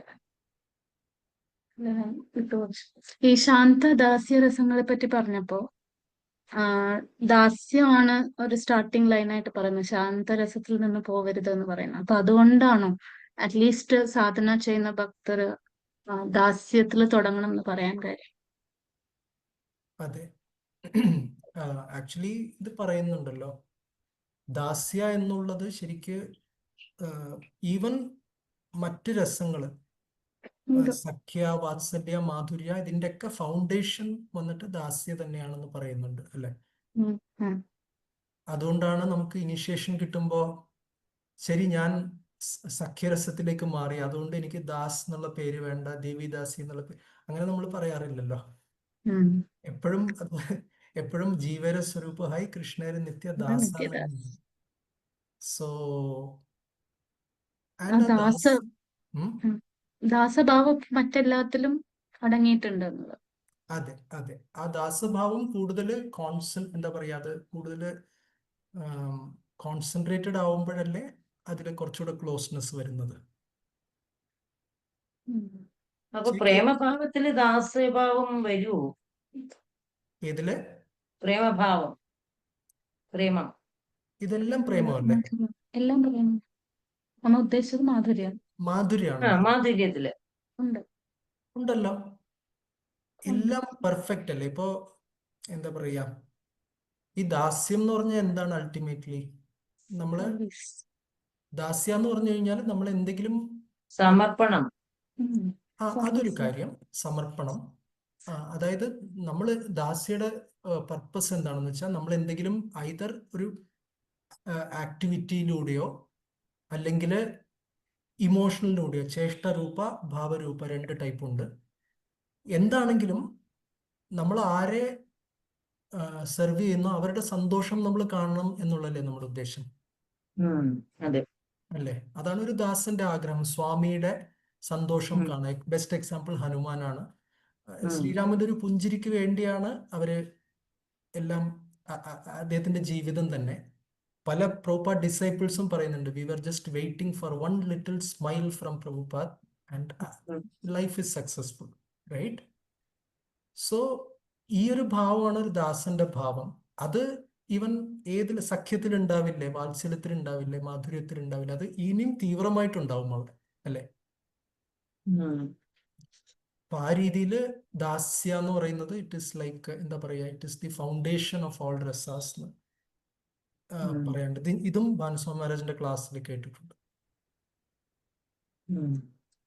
ആ, പിന്നെ പ്രഭു എല്ലാരും വിധി അനുസരിച്ചുള്ള ഭക്തിയാണ് ചെയ്യുന്നത് മോസ്റ്റ്ലി. പക്ഷെ അത് വ്രജപ്രേമം തരില്ല എന്നുള്ള ആ ഒരു ശ്ലോകം ഉണ്ടല്ലോ. അതെ, ഇപ്പൊ ഭഗവാന്റെ മറ്റ് അവതാരങ്ങൾ എടുത്താലും, ഇപ്പോ ഹനുമാന്റെ ഉദാഹരണം പറഞ്ഞു, ശബരി, ഗുഹ, ഇവരൊക്കെ റൂൾസ് ഫോളോ ചെയ്ത് ഭക്തി ചെയ്തവരല്ലല്ലോ. ശബരിയുടെ ഉദാഹരണം വളരെ ഫേമസ് അല്ലേ. അപ്പൊ അവരുടെ ഡെസ്റ്റിനേഷൻ എന്താവും? അങ്ങനെയുള്ള ഭക്തര് ഈ 4 കൈൻഡ് ഓഫ് മുക്തി മാത്രാവോ അവർക്ക് കിട്ടുക? അവിടെ എനിക്ക് ഭാവം, അവിടെ ഭാവം ഉണ്ടല്ലോ. ശബരിക്ക് ഭഗവാനെ തൃപ്തിപ്പെടുത്തണം എന്നുള്ളതൊന്നും മാത്രമല്ലേ ഉണ്ടല്ലോ. അപ്പൊ അത് ഈ 4നും അപ്പുറത്തല്ലേ, 4 മുക്തിക്കപ്പുറത്തല്ലേ? 4 മുക്തിക്കും ബിയോണ്ട് അല്ലേ. ഒരു കാര്യം ചെയ്യാം, ഈ ഉത്തരം അറിയാത്ത ക്വസ്റ്റിന് പാസ് എന്ന് പറയും. നല്ലൊരു ചോദ്യമാണ് അത്. ആരെങ്കിലും ഉണ്ടോ ഒന്ന് സഹായിക്കാൻ? ഒരു life line call of friend ആരെങ്കിലും ഉണ്ടെങ്കിൽ ഒന്ന് പറഞ്ഞാൽ കൊള്ളായിരുന്നു. ഇവര് മാത്രല്ല, ഈവൻ ഇൻ ശ്രീ വൈഷ്ണവ ആണ്ടാളിന്റെ ഒക്കെ ഭക്തി പറയുന്നത് it's not rules and regulation ഭക്തി. Certainly not. അതെ. ഇപ്പൊ വേറൊരു കാര്യം എനിക്ക് തോന്നിയത്, ഇപ്പൊ ഹനുമാന്റെ കേസ് ആണെങ്കിലും ഐ മീൻ അദ്ദേഹം മുരാരി ഗുപ്തയായിട്ട് വന്നല്ലോ അല്ലേ. അതെ, അഗൈൻ അതൊരു ചോദ്യമാണ്. പ്രഹ്ലാദർ വരുന്നുണ്ട്, ബ്രഹ്മ വരുന്നുണ്ട്, ഹനുമാൻ വരുന്നുണ്ട്. സോ പൊതുവെ ഗുരു മഹാരാജ് പറയുന്നത് ചൈതന്യ മഹാപ്രഭുവിന്റെ ലീലയിലുള്ള ഭക്തര് ഗോലോകത്തിലുണ്ടാവും, ശ്വേതദ്വീപത്തിലുണ്ടാവും. അപ്പൊ എറ്റേണലി ഭഗവാന്റെ വേറൊരു ഫോമിനെ വർഷിപ്പ് ചെയ്യുന്നവരും ചൈതന്യ ലീലയിലുണ്ട്. സോ അതേ സൈമൾട്ടേനിയസ്ലി പ്രസന്റ് 2 ലീലയിൽ അവരുണ്ടാവും. ഇതൊക്കെ ഒരു അപ്പൊ പ്രഹ്ലാദ് ശാന്തരസ്ഥിതല്ലേ? നമുക്കത് പറയാൻ അത്ര എളുപ്പമല്ല. അഫ്കോഴ്സ് ഇതൊരു സബ്ജക്റ്റ് ആണ്, ഇത് കറക്റ്റ് എന്താണ് ടെക്നിക്കലി അറിഞ്ഞവരോട് ചോദിക്കണം. കേട്ടറിവാണ് പ്രഭു, അല്ലാണ്ട്. അതെ, അത് നമുക്ക് പക്ഷെ അല്ല, നല്ലൊരു ചോദ്യമാണ്. നമുക്കത് ചോദിക്കണം. അത് ആക്ച്വലി ക്വസ്റ്റ്യൻസ് ആയിട്ട് ചോദിക്കാം. അപ്പോൾ അർജുനന്റെ എക്സാമ്പിൾ പറഞ്ഞാൽ തന്നെ അർജുനനും ഓഫ് കോഴ്സ് നമ്മൾ പറയുന്നുണ്ടല്ലോ, രാമാനന്ദ റായ് എന്ന് പറയുന്ന ഉം. വ്യക്തിത്വത്തില് അർജുനനുണ്ട് എന്ന് പറയുന്നുണ്ട്. So, പഞ്ചപാണ്ഡവരെല്ലാരും വരുന്നുണ്ടോ? അതെ അതെ. അച്ഛന്റെ പേരെന്താ മറന്നുപോയി, ഭവാനന്ദ റായ് ആണോ? അല്ല, ആ, ഓർമ്മയില്ല. ഓർമ്മയില്ല. അതെ, 5 പേരും അവിടെ വരുന്നുണ്ട്. സോ ഉം. ഇതൊരു അറിയില്ല എനിക്കത്. നോക്കാം. ഓക്കെ. വേറെ എന്തെങ്കിലും ചോദ്യം ഉണ്ടോ? കുറച്ച്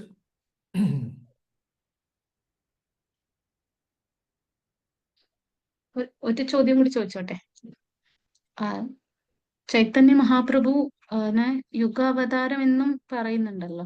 അപ്പൊ ഈ ഉം. റീസെന്റ് ആയിട്ടൊരു ക്ലാസ്സില് ഭക്തി പ്രചാര പരിവരാജ് മഹാരാജ് പറഞ്ഞു, ആ, ചൈതന്യ മഹാപ്രഭു ഈ മറഞ്ഞു വരുന്നു അല്ലെങ്കിൽ ത്രിയുഗിയാണ് ഭഗവാൻ എന്ന് പറയുമ്പോൾ എന്തുകൊണ്ട് ആ ഒരു discussion between Sarvabhauma Bhattacharya and മഹാപ്രഭുവിന്റെ ഫോളോവേഴ്സ് നടക്കുമ്പോൾ ലീല അവതാരമായിട്ട് ഭഗവാൻ കലിയുഗത്തിൽ വരുന്നില്ല എന്ന് പറഞ്ഞു. അപ്പോ ചൈതന്യ മഹാപ്രഭു ലീല അവതാരം അല്ല എന്ന് പറയുമ്പോൾ അത് എന്ത് സെൻസിലാണ് മനസ്സിലാക്കേണ്ടതെന്ന് അറിയില്ല, മനസ്സിലായില്ല.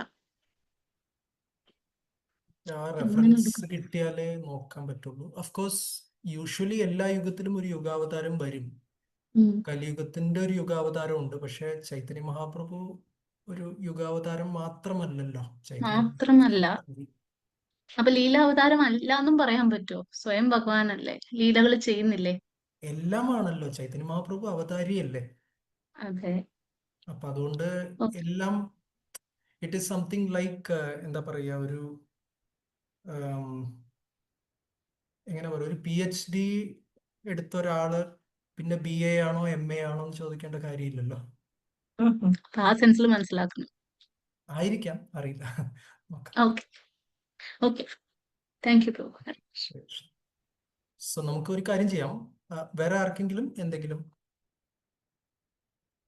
ഹരേ കൃഷ്ണ പ്രോജി, ഞാൻ ഹരേ കൃഷ്ണ. ബിന്ദുമതി രാധാദേവി ദാസി ഫ്രം ഖത്തർ. ശ്രീ ചൈതന്യ മഹാപ്രഭു സാക്ഷാൽ ഭഗവാൻ തന്നെയാണ്. അദ്ദേഹം ദാസാനുദാസന്റെ ഭാവത്തില് ഒരു ഗോപി അവതാരം, ഹൈഡ് ഇൻകാർണേഷൻ ആയിട്ട് വന്നതാണ്. സോ അദ്ദേഹത്തിന് യുഗാവതാരം എന്നോ ലീലാവതാരം എന്നോ അങ്ങനെ ഏത് രീതിയിൽ വേണമെങ്കിലും നമുക്ക് കണക്കാക്കാം. അതില് ഇഷ്യൂ ഇല്ല. വേർതിരിച്ച് കാണേണ്ട കാര്യമില്ല. കാരണം സാക്ഷാൽ ഭഗവാൻ തന്നെയാണ്. ഒരു ഭക്തന്റെ രൂപത്തില് നമ്മൾക്ക് വേണ്ടിയിട്ട് വന്നതാണ്. എങ്ങനെ ഒരു ഭക്തന് ഭഗവാന്റെ ലോകത്ത് എത്തിക്കാൻ പറ്റും എന്ന് കാണിച്ചു തരാൻ വേണ്ടി അദ്ദേഹം വന്നതാണ്. ഭഗവാൻ സ്വയം വന്നതാണ്.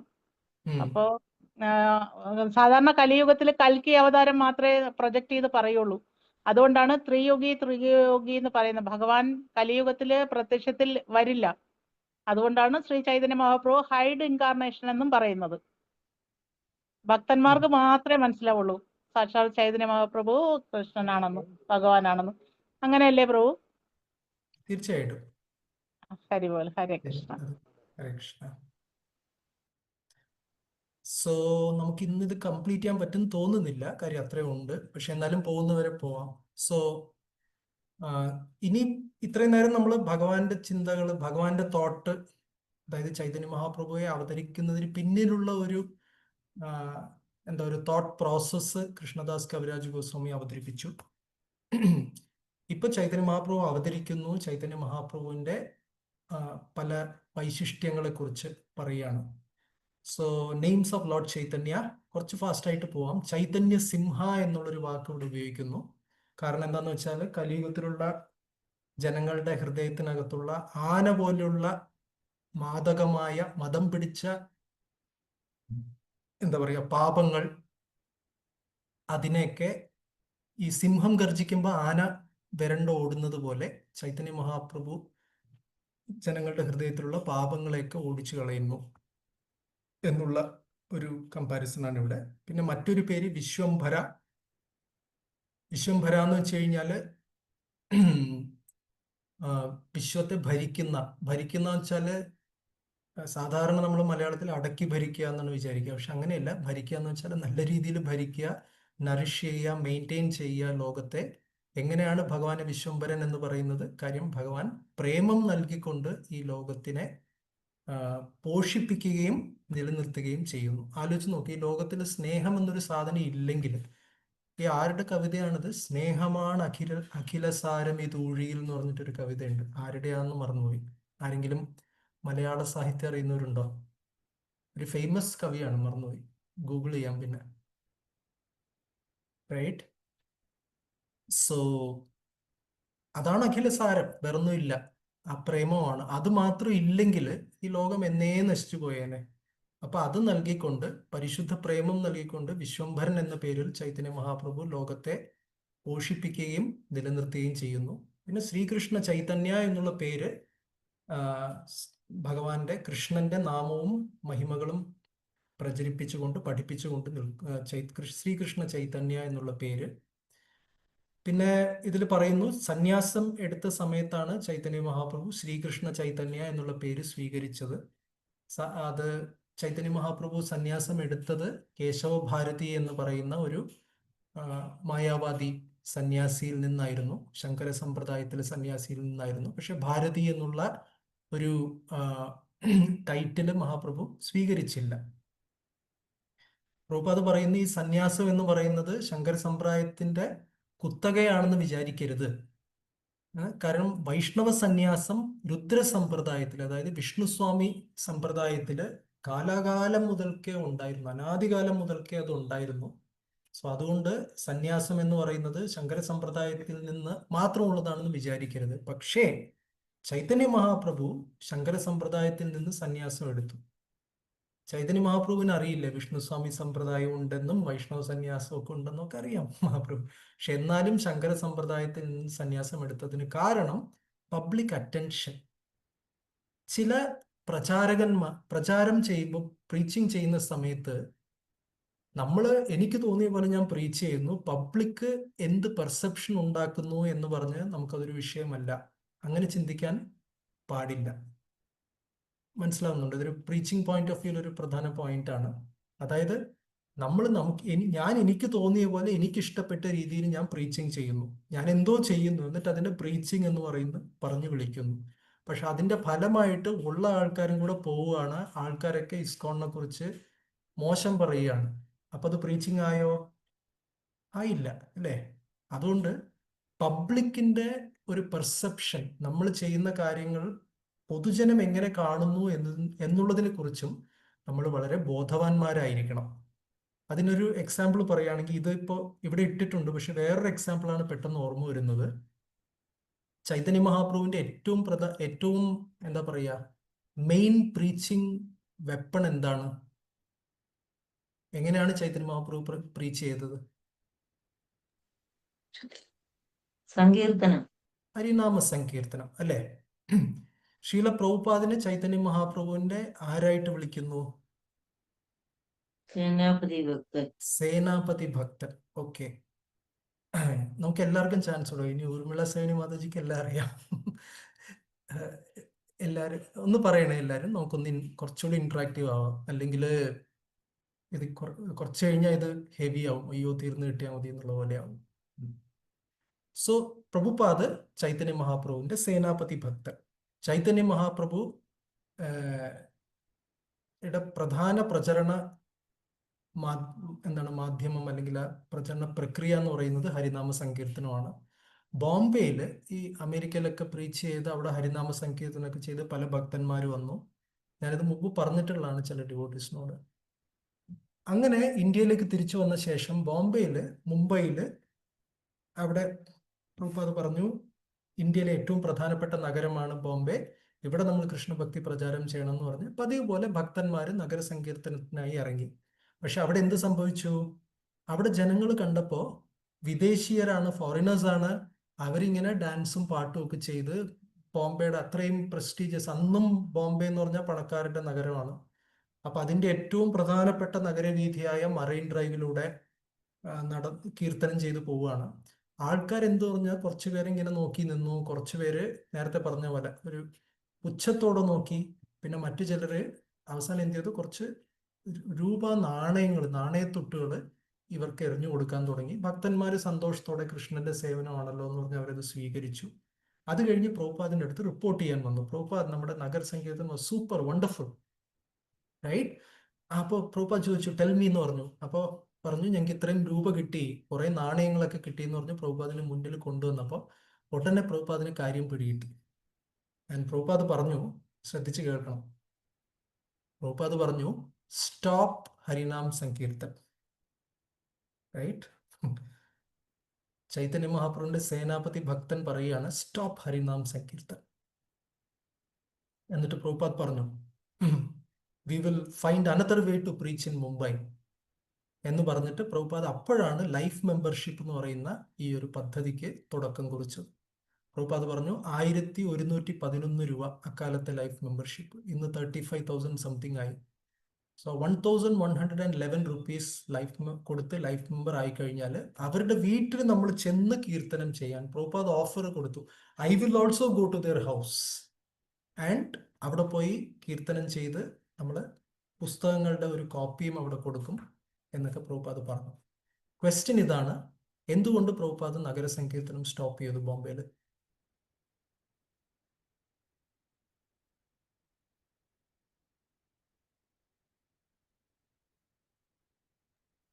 അതൊരു ഭിക്ഷാടനമായി തോന്നിക്കാണോ? ഹരേ കൃഷ്ണ. എക്സാക്ട്ലി, അതെ. അപ്പോൾ പൊതുജനങ്ങൾ അത് എങ്ങനെ കാണാൻ തുടങ്ങി അവിടെ?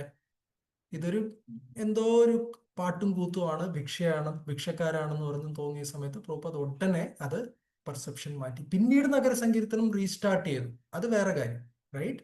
അപ്പൊ ഇതാണ് പറയുന്നത്, പബ്ലിക് അറ്റൻഷൻ വളരെ പ്രധാനമാണ്. പ്രഭുപാദിന്റെ Avalon ballroom pastime പിന്നീട് പറയാൻ നമുക്കിപ്പോൾ സമയമില്ല. റൈറ്റ്? ചുരുക്കി പറഞ്ഞാൽ ഇത് സാൻ ഫ്രാൻസിസ്കോയിൽ ഒരു സ്ഥലമാണ്, അവിടെ പോയിട്ട് കീർത്തനത്തിന് വേണ്ടി പ്രഭുപാദിനെ വിളിച്ചു.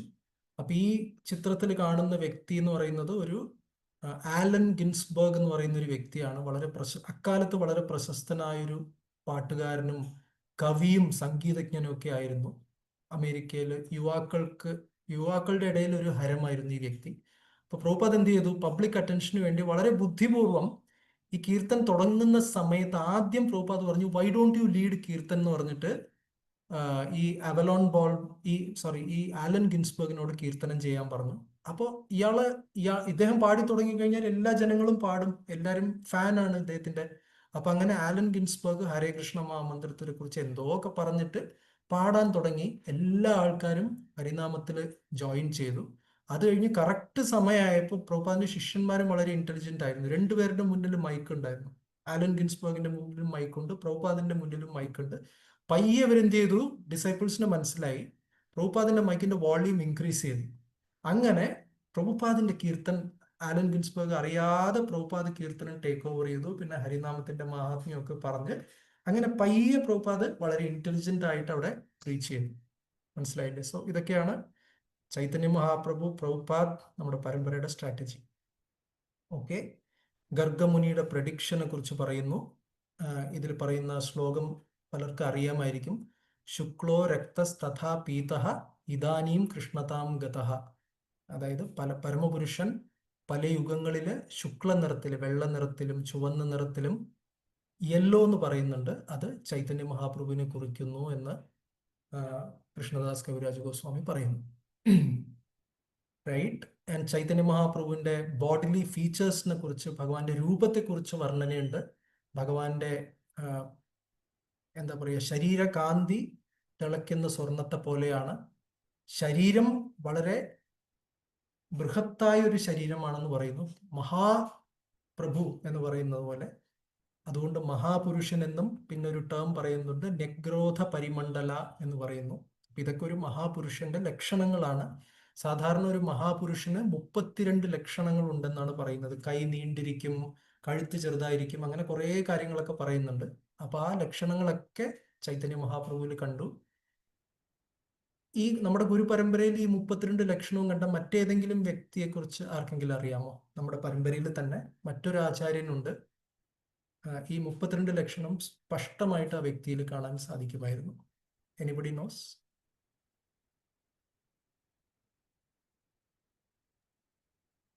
മാധ്വാചാര്യരാണോ പ്രഭുജി? മധ്വാചാര്യരാവാം, എനിക്ക് അതിനെ കുറിച്ച് അത്ര ക്ലിയർ അല്ല. ചൈതന്യ മഹാപ്രഭുവിന് ശേഷമാണ്, അതാണ് ക്ലൂ. ഭക്തി സിദ്ധാന്ത ശേഷമാണോ? സരസ്വതി. ഹരേ യെസ്, കൃഷ്ണ. ഭക്തി സിദ്ധാന്ത സരസ്വതി ഠാക്കൂർ.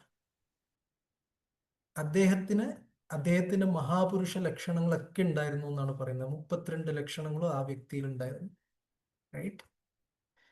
ഇനി വലിയൊരു പരമ്പരയുടെ എന്താ പറയുക, അനന്തരാവകാശികളാണ് നമ്മൾ. സോ ഭഗവാന്റെ കൈകൾ ആജാനുലംബിത ഭുജവും, ഭഗവാന്റെ ചൈതന്യ മഹാപ്രഭുവിന്റെ കൈകള് മുട്ടുവരെ നീളുന്നതായിരുന്നു. ഭഗവാന്റെ ശബ്ദം ന്യൂ തണ്ടറിങ് ക്ലൗഡ്സ്. ഈ ഇപ്പൊ മഴക്കാലം ആയതുകൊണ്ട് നമുക്കിത് അനുഭവിക്കാൻ സാധിക്കും. ഈ മഴ തുടങ്ങുന്ന സമയത്ത് ചെറിയൊരു ഇടി, മേഘങ്ങൾ തമ്മിൽ ഒരു ചെറിയൊരു ഇടിയും, പിന്നെ ഇടവപ്പാതി ആയതുകൊണ്ട് ഇടി തുടർന്നുണ്ടാവാറില്ല. പക്ഷെ തുടക്കത്തിൽ ആ ഒരു ക്ലൗഡ് ബ്രേക്ക് ചെയ്യാൻ വേണ്ടി ചെറിയൊരു തണ്ടറിങ് ഉണ്ടാവും. ആരെങ്കിലും ശ്രദ്ധിച്ചിട്ടുണ്ടോ അത്? ഒരു വിദൂരതയിൽ ഒരു മുരളുന്ന പോലൊരു ഭയങ്കര ഘനഗംഭീരമായിട്ടുള്ളൊരു ശബ്ദമായിരിക്കും. റൈറ്റ്. അതാണ് ചൈതന്യ മഹാപ്രഭുവിന്റെ വോയിസ്.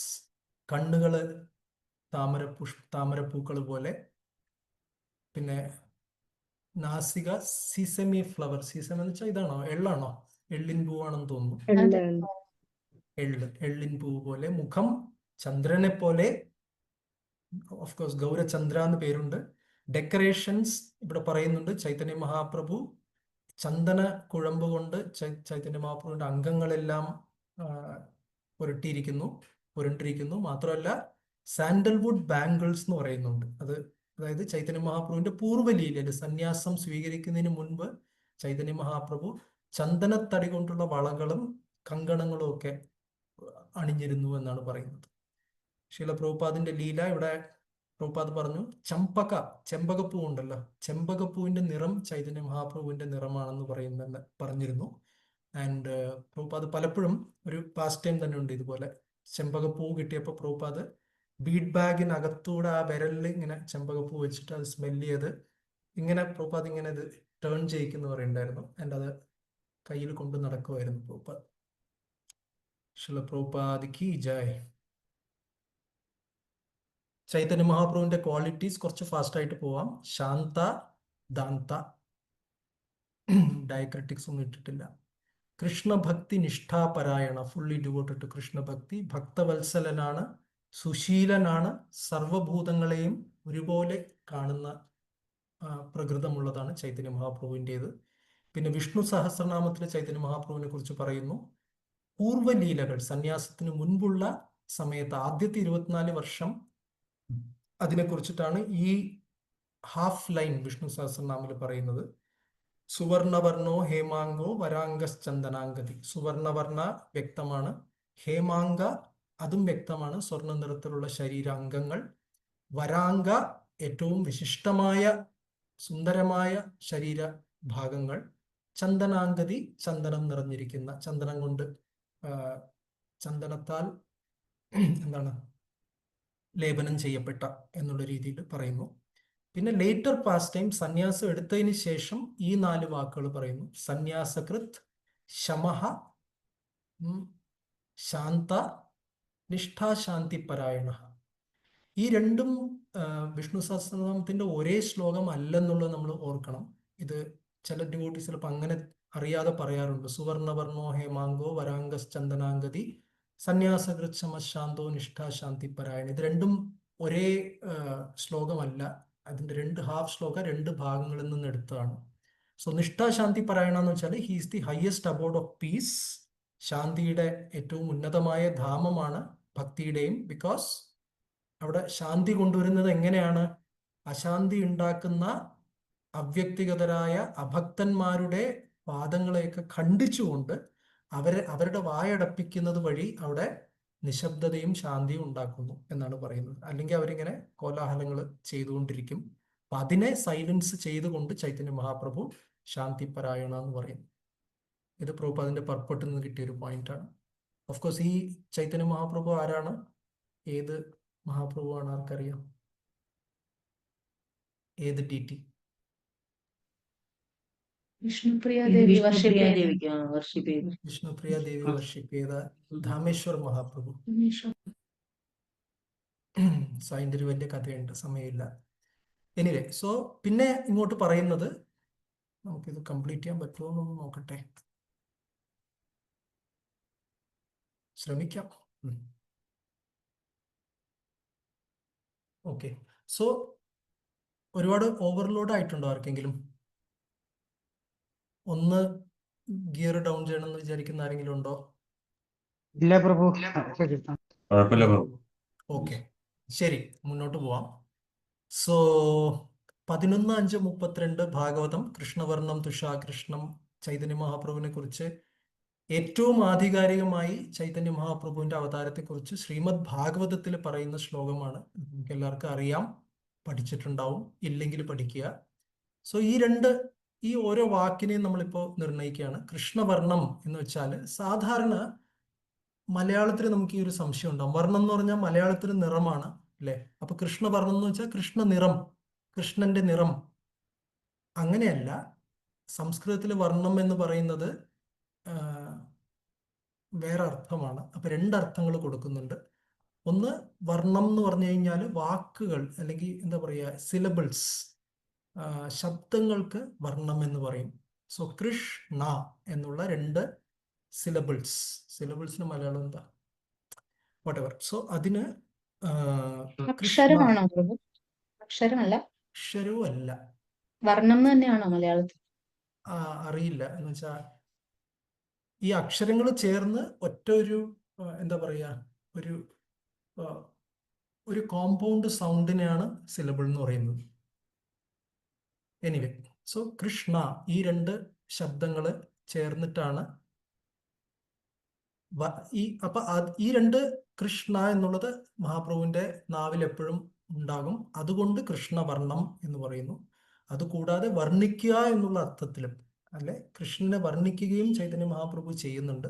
ഈ 2 കാരണം കൊണ്ടാണ് കൃഷ്ണവർണം എന്ന് പറയുന്നത്. അല്ലാതെ കൃഷ്ണന്റെ വർണ്ണം എന്നുള്ള, കൃഷ്ണന്റെ നിറം എന്നുള്ള അർത്ഥത്തിലല്ല. പ്രധാനപ്പെട്ട ഒരു കാര്യമാണ്. പിന്നെ അടുത്തത് ത്വിഷ അകൃഷ്ണം. ഇവിടെയാണ് നിറത്തിന്റെ കാര്യം വരുന്നത്. സോ ത്വിഷ എന്ന് വെച്ചാൽ ത്വക്ക് എന്നുള്ളൊരു ഇതില്ലേ മലയാളത്തില്, സംസ്കൃതത്തിലും. ത്വക്ക് എന്ന് വെച്ചാൽ സ്കിൻ, റൈറ്റ്? അപ്പൊ ആ ത്വക്ക് കൊണ്ട് ത്വിഷ എന്ന് വരുന്നു. അതുകൊണ്ട് അകൃഷ്ണം, കൃഷ്ണന്റെ രൂപമല്ല, കൃഷ്ണന്റെ കാർവർണ്ണ നിറമല്ല. സോ ത്വിഷ അകൃഷ്ണം. എന്തുകൊണ്ടാണ് അപ്പൊ ശരി അകൃഷ്ണമാണെങ്കിൽ എന്തുകൊണ്ടെന്ന് ചോദിച്ചു കഴിഞ്ഞാൽ, പക്ഷെ തപ്തകാഞ്ചന രൂപമാണ്. കാര്യം ശ്രീമതി രാധാറാണിയുടെ ഭാവം ഉൾക്കൊള്ളുന്നുകൊണ്ട് ആ രൂപം, ആ നിറം ഭഗവാൻ പ്രകടിപ്പിക്കുന്നു. സാങ്കോപാങ്കാസ്ത്ര പാർഷദം. സാ എന്ന് വെച്ചാൽ വിത്ത്, അങ്ക എന്ന് വെച്ചാൽ ഭഗവാന്റെ ഡയറക്റ്റ് ആയിട്ടുള്ള വിഷ്ണു രൂപങ്ങൾ, അങ്ങനെ പറയാം. പിന്നെ ഉപാങ്ക എന്ന് വെച്ചാൽ ഭക്തന്മാര്, അസ്ത്ര എന്ന് വെച്ചാൽ വെപ്പൺസ്, പാർഷദ എന്ന് വെച്ചാൽ നിത്യപാർഷദന്മാര്. ഇവരോട് കൂടിയാണ് ചൈതന്യ മഹാപ്രഭു വരുന്നത്. ആൻഡ് ഈ അസ്ത്രം എന്ന് പറയുന്നത് എന്തിനെ കൊല്ലാൻ വേണ്ടിയുള്ള അസ്ത്രമാണ്, റൈറ്റ്? ഇത് എന്തിനു വേണ്ടിയുള്ള, തീവ്രവാദികളെ കൊല്ലാൻ വേണ്ടിയാണോ, എന്തിനെ കൊല്ലാൻ വേണ്ടിയാണെന്ന് ചോദിച്ചു കഴിഞ്ഞാൽ ഇവിടെ അജ്ഞാനത്തെ കൊല്ലാൻ വേണ്ടി. ഇതിനൊക്കെ അടിത്തറയായിട്ട് നിൽക്കുന്ന എല്ലാ തീവ്രവാദത്തിനും, എല്ലാ പാപ നിറഞ്ഞ ജീവിതത്തിനും ഫൗണ്ടേഷൻ കൊടുക്കുന്നത് ഇഗ്നോറൻസ് ആണ്, അവിദ്യ. അപ്പൊ അതിനെ കൊല്ലാൻ വേണ്ടിയിട്ട് ആണ് ഇത് വന്നിരിക്കുന്നത്. ഒരു സോങ് ഉണ്ട്, ഉദിലോ അരുണ പൂരബ ഭാഗ്യ എന്ന് പറഞ്ഞിട്ട്, അതിലും പറയുന്നുണ്ട് അവിദ്യ തിമിര താപന രൂപേ ഹൃദ് ഗഗനെ ബിരാജെ എന്ന് പറഞ്ഞിട്ട് ആ ഉദിലോ അരുണ സോങ്ങിൽ വരും. സോ സാങ്കോപാങ്കാസ്ത്ര പാർഷദം ഇതിൽ പറയുന്നത്. അപ്പൊ ഈ അവിദ്യ എന്ന് പറഞ്ഞാൽ എന്താണെന്ന് നോക്കിക്കഴിഞ്ഞാൽ കുറച്ചുകൂടെ വ്യക്തമായിട്ട് ഇവിടുത്തെ ഡെഫിനിഷൻസ് ഒക്കെ വളരെ റാഡിക്കൽ ആയിട്ടുള്ള ഡെഫിനിഷൻസ് ആണ്. ഭക്തിക്ക് വേണ്ടി എഴുതപ്പെട്ട ഡെഫിനിഷൻസ് ആണ്, വളരെ സ്പെസിഫിക് ആയിട്ട്. സോ യഥാർത്ഥത്തിൽ അജ്ഞാനം എന്ന് പറഞ്ഞാൽ എന്താണ്? ഭക്തിക്ക് വിപരീതമായിട്ട്, ഭക്തിക്ക് വിമുഖമായിട്ട് നിൽക്കുന്ന എന്തുമായിക്കോട്ടെ, അത് ധാർമ്മികമായിക്കോട്ടെ അധാർമികമായിക്കോട്ടെ, എന്താണെങ്കിലും അത് അജ്ഞാനമാണ്, അല്ലേ? അപ്പൊ ധർമ്മം ഭക്തിക്ക് എതിരെ നിൽക്കാൻ സാധിക്കുമോ? എന്തെങ്കിലും എക്സാമ്പിൾ പെട്ടെന്ന് തോന്നുന്നുണ്ടോ? റിലീജിയസ്നെസ് പക്ഷെ ഭക്തിക്ക് എതിരായിട്ട് നിൽക്കുന്നു.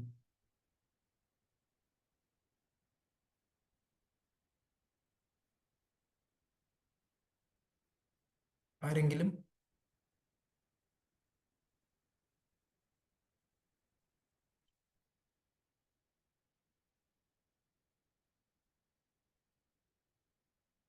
ഹരേ കൃഷ്ണ. ഹരേ കൃഷ്ണ. ഈ ഭൗതിക നേട്ടങ്ങൾക്കായുള്ള മതാചാരങ്ങൾ ആണ് ഭക്തിക്ക് വിരുദ്ധം. എക്സാമ്പിൾ ഉണ്ടോ എന്തെങ്കിലും? വൃന്ദാവനത്തിൽ തന്നെ ഒരു എക്സാമ്പിൾ ഉണ്ടായിരുന്നല്ലോ, ഫേമസ്, എപ്പോഴും പറയാറുള്ള ഒരു എക്സാമ്പിൾ ഉണ്ട്. ഗോവർദ്ധനലയിലൊക്കെ ഉണ്ടോ ഇന്ദ്രപൂജ? ഇന്ദ്രപൂജ അത് പറയാം അല്ലെ. ഇന്ദ്രപൂജ ഭക്തിക്ക് കൃഷ്ണൻ പറയുന്നത് അവർ കേട്ടു, അതുകൊണ്ട് അവര് വൃന്ദാവനവാസികൾ ഗോവർദ്ധന പൂജ ഉപേക്ഷിച്ചു അല്ലെ. അത് ധാർമ്മികമായ ഒരു കാര്യമാണ്. വിപ്രപത്നികൾക്ക് നോട്ട് ഗിവിംഗ് പ്രസാദം അതെടുക്കാം. അതെ അതെ. കൃഷ്ണൻ വന്ന് ചോദിച്ചു, അല്ലെങ്കിൽ കൃഷ്ണൻ ആളെ വിട്ട് ചോദിച്ചു, എനിക്ക് വിശക്കുന്നു തരൂ എന്ന് പറഞ്ഞ സമയത്ത് ഈ ബ്രാഹ്മണന്മാർ എന്ത് ചെയ്തു? ഞങ്ങളുടെ യജ്ഞം കഴിഞ്ഞിട്ടില്ല, അതാണ് ഇതാണെന്ന് പറഞ്ഞ് വന്ന ചാൻസ് നഷ്ടപ്പെടുത്തി. റൈറ്റ്. അപ്പൊ ഇതൊക്കെയാണ് എക്സാമ്പിൾ പറയുന്നത്. പക്ഷെ അപ്പൊ അതുകൊണ്ട് ആ അവിദ്യയെ ചൈതന്യ മഹാപ്രഭു നീക്കുകയാണ്. എങ്ങനെ? ത്രൂ ഹിസ് റേസ് ഡാംസ്, ഉയർത്തിയ കൈകൾ കൊണ്ടും പ്രേമപൂർവമായ കടാക്ഷം കൊണ്ടും അതേപോലെ വളരെ ലൗഡായിട്ടുള്ള ഉച്ചത്തിലുള്ള കീർത്തനം കൊണ്ടും ചൈതന്യ മഹാപ്രഭു എല്ലാ പാപങ്ങളെയും നീക്കിക്കളയുകയും എല്ലാവരെയും കൃഷ്ണ പ്രേമത്തില് ആറാടിക്കുകയും ചെയ്യുന്നു. പിന്നെ ഇവിടെ പറയുന്ന അംഗോപാംഗ, ഇവിടെ ഉണ്ടല്ലോ സാങ്കോപാംഗ. അപ്പോൾ അംഗം എന്ന് പറഞ്ഞാൽ ഒരു കൈ പോലെ, ഉപാംഗം എന്ന് പറഞ്ഞാൽ അതിൻ്റെ ഒരു ഭാഗം, ഉദാഹരണത്തിന് ഒരു വിരൽ പോലെ. അങ്ങനെയാണ് അംഗോപാംഗം വ്യത്യാസം പറയുന്നത്. ഇവിടെ പറയുന്നത് പർപ്പട്ടിൽ പ്രഭുപാദ പറയുന്നു, അദ്വൈതാചാര്യ നിത്യാനന്ദ പ്രഭു ഒക്കെ ചൈതന്യ മഹാപ്രഭുവിന്റെ ശരീരത്തിന്റെ അംഗങ്ങളാണ്, ഡയറക്റ്റ് ലിംസ് ആണ്. പിന്നെ ഉപാംഗ അസ്ത്ര എന്ന് പറഞ്ഞാൽ ഇങ്ങനെ പറയാം, സോൾജിയേഴ്സ് ആൻഡ് വെപ്പൺസ് എന്ന് പറയാം. അദ്വൈതാചാര്യ നിത്യാനന്ദ പ്രഭുവിനെ പ്രഭുപാദ ഇവിടെ ക്യാപ്റ്റൻസ് എന്ന് പറയുന്നുണ്ട്. അപ്പൊ ഇവരൊക്കെ ആർമി ക്യാപ്റ്റൻസ് ആണ്. പിന്നെ അതിന് താഴെ സോൾജിയേഴ്സും വെപ്പൺസും ഒക്കെ ഉണ്ട്. അപ്പൊ ഗ്രേറ്റ് ദേവദാസ് പോലും ഉപാംഗങ്ങളായിട്ട് വന്നു. ബ്രഹ്മാവ് വന്നു, ശിവൻ വന്നു, നാരദൻ വന്നു. ഇവരൊക്കെ സാധാരണ മനുഷ്യരുടെ രൂപത്തില്, പക്ഷെ സാധാരണമെന്ന് പുറത്തു തോന്നുകയാണെങ്കിലും അസാധാരണമാം വിധം ഭഗവാനോട് പ്രേമം ഹൃദയത്തിൽ ചുമന്നുകൊണ്ട് അവർ വന്നു. ഭഗവാന്റെ സങ്കീർത്തന പ്രസ്ഥാനത്തിൽ ഭഗവാന് വേണ്ടി സങ്കീർത്തനം ചെയ്യാൻ വേണ്ടിയിട്ട്. പിന്നെ അസ്ത്ര എന്താണ് ചെയ്യുന്നത്? ഫെയ്ത്ത്ലെസ് ആയിട്ടുള്ള, അവിശ്വാസികളായിട്ടുള്ള നാസ്തികരെ വധിക്കുന്നതാണ് അസ്ത്രങ്ങൾ ചെയ്യുന്നത്. യജ്ഞേർ സങ്കീർത്തന പ്രായേ രജന്തി സുമേധ നല്ല മേധസ്സുള്ളവർ, നല്ല ബുദ്ധിയുള്ളവര്, യഥാർത്ഥത്തിൽ ബുദ്ധിയുള്ളവർ ചൈതന്യ മഹാപ്രഭുവിന്റെ സങ്കീർത്തന പ്രസ്ഥാനം സ്വീകരിക്കും.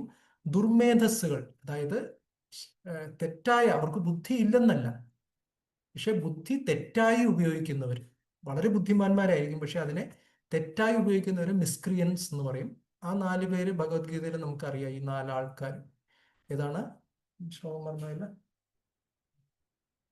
നമാം ദുഷ്കൃതിനോ മൂഢ പ്രപദ്യത്തെ നരാത്മ. ആ 4 ആൾക്കാർ. സോ ഇവിടെ ആ പ്രഭുപാദിന്റെ ഫേമസ് ഒരു ഇതുണ്ട്, ചാൻഡ് കാണ്ട് എന്ന് പറയുന്ന ഒരു ലെക്ചർ, ഫേമസ് ലെക്ചറാണ്. പ്രഭുപാദിന് ചിരിക്കും അതിൽ, പ്രഭുപാദ് ലാഫിങ്. So chanting is not material. ഇവിടെ ഒരു എക്സാമ്പിൾ, ഒരു ശ്ലോകത്തിൽ തന്നെ കൃഷ്ണദാസ് കവിരാജ് ഗോസ്വാമി പറയുന്നു, 10 മില്യൺ, എത്രയെന്ന് വെച്ചാൽ 1 കോടിയോ അത്ര അശ്വമേധ യജ്ഞങ്ങൾ ചെയ്യുന്നത് ഒരു പ്രാവശ്യം കൃഷ്ണന്റെ നാമം ജപിക്കുന്നതിന് തുല്യമാണ് എന്ന് ആരെങ്കിലും പറഞ്ഞു കഴിഞ്ഞാൽ പറയുന്നു, അങ്ങനെ വിചാരിക്കുന്ന ഒരാൾ പറയുന്ന ആള് നാസ്തികനാണ്, ആൻഡ് യമരാജാവിനാൽ ശിക്ഷിക്കപ്പെടും എന്ന് പറയുന്നു. അപ്പൊ 1 കോടി അശ്വമേധ യജ്ഞങ്ങൾ പോലും ഒരു കൃഷ്ണനാമത്തിന് തുല്യമല്ല. അപ്പൊ ചോദ്യം ഇതാണ്, എത്ര അശ്വമേധ യജ്ഞങ്ങൾ ആയിരിക്കണം ഒരു കൃഷ്ണനാമത്തിന് തുല്യം?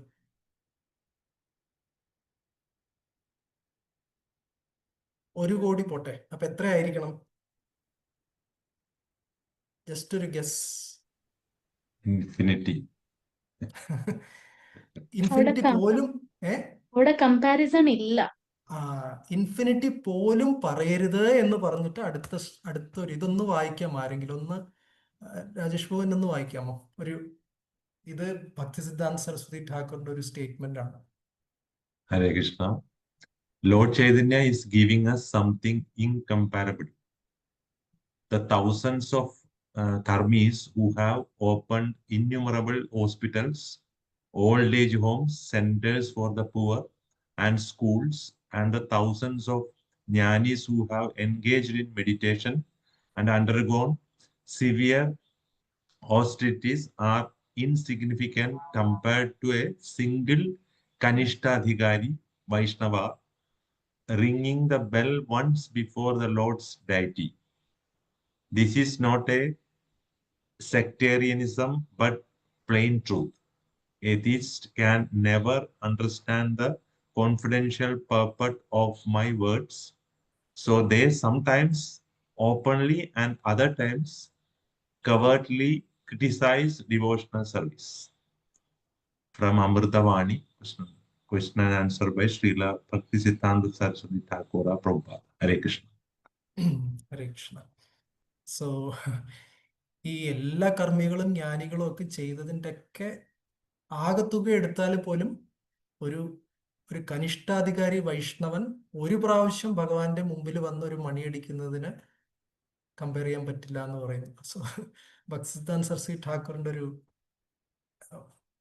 മീൻസ് എപ്പോഴും അദ്ദേഹത്തിന്റെ കമ്മ്യൂണിക്കേഷൻ ഇങ്ങനെ ആയിരിക്കും എന്ന് വെച്ചാൽ ഭയങ്കര ഒരു കൺക്ലൂസീവായിട്ട് സിദ്ധാന്തമായിരിക്കും, റൈറ്റ്? സോ നമ്മൾ ഒരിക്കലും ഭക്തിയെ മറ്റൊരു കാര്യമായിട്ടും കമ്പയർ ചെയ്യാൻ പാടില്ല. അതാണ് 8ാമത്തെ അപരാധം, അല്ലേ? ഹരിനാമത്തിന് എതിരായിട്ടുള്ള 8ാമത്തെ അപരാധം. ഭൗതിക കാമ്യകർമ്മങ്ങളുമായിട്ട് ഭക്തിയെ നമുക്ക് തുലനം ചെയ്യാൻ സാധിക്കില്ല. ഇനി പറയുന്നത് ഫെയ്ത്ത്ഫുൾ ആൻഡ് ഫെയ്ത്ത്ലെസ്. ഇത് അവസാന ഭാഗമാണ്. സോ ശാസ്ത്ര is proof that Lord Chaitanya is Krishna himself. പിന്നെ ചൈതന്യ മഹാപ്രഭുവിന്റെ പ്രവർത്തനങ്ങൾ നിരീക്ഷിച്ചാലും മനസ്സിലാവും കൃഷ്ണൻ അല്ലാതെ മറ്റാരും അല്ലെന്നുള്ളത്. പക്ഷേ ഇത്രയൊക്കെ ആണെങ്കിലും അവിശ്വാസികളായിട്ടുള്ള ജനങ്ങള് അവരുടെ തന്നെ നാസ്തികമായ അല്ലെങ്കിൽ ആസുരികമായ അവരുടെ തത്വങ്ങളൊക്കെ കാരണം അവർക്ക് പ്രത്യക്ഷമായതിനെയും കാണാൻ സാധിക്കുന്നില്ല. മൂങ്ങയ്ക്ക് സൂര്യപ്രകാശം കാണാൻ സാധിക്കാത്തതുപോലെ. സോ ഇവിടെ പിന്നെ പ്രഭുപാദ് 2 കാര്യങ്ങൾ പറയുന്നു. 2 സത്യങ്ങളുണ്ട്. ഒന്ന്, അസുരന്മാർക്ക് കൃഷ്ണനെ നേരിട്ട് കണ്ടാലും കാണാൻ സാധിക്കില്ല. രണ്ടാമത്, അതേസമയം ഭക്തന്മാർക്ക് കൃഷ്ണൻ സ്വയം എന്തായാലും മറയ്ക്കാൻ ശ്രമിച്ചാലും കൃഷ്ണനെ കാണാതിരിക്കാൻ അവർക്ക് സാധിക്കില്ല. ആലോചിച്ച് നോക്കി, ഇവിടെ കൃഷ്ണൻ കാണിച്ചു കൊടുത്താലും അസുരന്മാർക്ക് കാണാൻ സാധിക്കില്ല. ഇവിടെ കൃഷ്ണൻ മറയ്ക്കാൻ ശ്രമിച്ചാലും ഭക്തന്മാർക്ക് കൃഷ്ണനെ കാണാതിരിക്കാൻ സാധിക്കില്ല. സോ എനിവേ, ഇതൊരു പ്രഭുപാദൻ പ്രസ് റിപ്പോർട്ടർ. നമ്മൾ മുന്നോട്ട് പോകാം. Sorry. So finally, 3 reasons for Chaitanya Mahaprabhu. Chaitanya മഹാപ്രഭുവിന്റെ അവതാരത്തിന്റെ 3 കാരണങ്ങൾ പറയുന്നുണ്ട്. ഒന്ന്, കലിയുഗധർമ്മമായിട്ടുള്ള ഹരിനാമ സങ്കീർത്തനം. ഇവിടെയാണ് നേരത്തെ പറഞ്ഞ പോയിന്റ് വരുന്നത്. ഇത് ഹിസ് ഓണേഴ്സ് ഭാനുസ്വാമി മഹാരാജ് പറഞ്ഞിട്ടുണ്ട്, മറ്റ് 1-2 സീനിയർ ഡിവോട്ടീസ് പറഞ്ഞ് ഞാൻ കേട്ടിട്ടുണ്ട്. അതായത് ഈ എല്ലാ 4 യുഗങ്ങൾ കൂടുമ്പോഴും എല്ലാ ദിവ്യയുഗത്തിലും ഒരു കലിയുഗമുണ്ട്, അല്ലേ? നേരത്തെ പറഞ്ഞതുപോലെ ബ്രഹ്മാവിന്റെ ഒരു ദിവസക്കാലത്ത്, ഒരു പകൽ സമയത്ത് 1000 പ്രാവശ്യം ഈ 4 യുഗങ്ങളുടെ സൈക്കിള് വരും. അതിൽ ഒരൊറ്റ പ്രാവശ്യമാണ് കൃഷ്ണൻ അവതരിക്കുന്നത്. ആ കൃഷ്ണൻ അവതരിക്കുന്ന ആ ദിവ്യയുഗത്തിലെ ദ്വാപരയുഗത്തിന് ശേഷമുള്ള തൊട്ടടുത്ത കലിയുഗത്തിൽ ചൈതന്യ മഹാപ്രഭുവും അവതരിക്കുന്നു. കാര്യം, കൃഷ്ണൻ അവതരിച്ചാലേ ചൈതന്യ മഹാപ്രഭുവിന്റെ അവതാരത്തിന് സത്യം പറഞ്ഞാൽ രണ്ടും it will go together, right? So അല്ലാത്ത കലിയുഗങ്ങളുണ്ടല്ലോ, ഇഷ്ടംപോലെ കലിയുഗങ്ങളുണ്ട് അല്ലാത്ത. 999 കലിയുഗങ്ങൾ ബ്രഹ്മാവിന്റെ ഒരു ദിവസത്തിലുണ്ട്, ചൈതന്യ മഹാപ്രഭു വരാത്തത്. സോ അതിലൊക്കെ ഹരിനാമ സങ്കീർത്തനം തന്നെയായിരിക്കും യുഗധർമ്മം. പക്ഷേ ആ മന്ത്രം ഡിഫറെന്റ് ആയിരിക്കും. ഹരി ഉണ്ടാവും, നാമം ഉണ്ടാവും, സങ്കീർത്തനം ഉണ്ടാവും. ആ സമയത്ത് ഏതെങ്കിലും ഒരു യുഗാവതാരം വന്നിട്ട് ആ യുഗധർമ്മത്തിനെ സ്ഥാപിക്കും. പക്ഷേ ഈ കലിയുഗത്തിൽ മാത്രം കൃഷ്ണന്റെയും ചൈതന്യ മഹാപ്രഭുവിന്റെ സ്പെഷ്യൽ ആനുകൂല്യം കിട്ടിയ ഈ വിശിഷ്ട കലിയുഗത്തിൽ മാത്രം ചൈതന്യ മഹാപ്രഭുവിന്റെ കാരുണ്യം കൊണ്ട് ഹരിനാമ സങ്കീർത്തനം വന്നിട്ട് ഹരേ കൃഷ്ണ നാമ സങ്കീർത്തനമായിട്ട് നമുക്ക് ലഭിച്ചിരിക്കുകയാണ്. സോ രാധാറാണിയും കൃഷ്ണനും പ്രത്യക്ഷമായിരിക്കുന്നത് ഈ കലിയുഗത്തിലാണ്. സോ നമ്മൾ എന്ത് ഫ്ലൂക്ക് കൊണ്ടാണോ അതോ ലോട്ടറി വീണതാണോ എന്താണെന്നറിയില്ല, എന്തോ ഭാഗ്യം കൊണ്ട് ഇവിടെ ഉണ്ട്. ഉള്ളപ്പോൾ അതിനെ ഉപയോഗപ്പെടുത്തുക.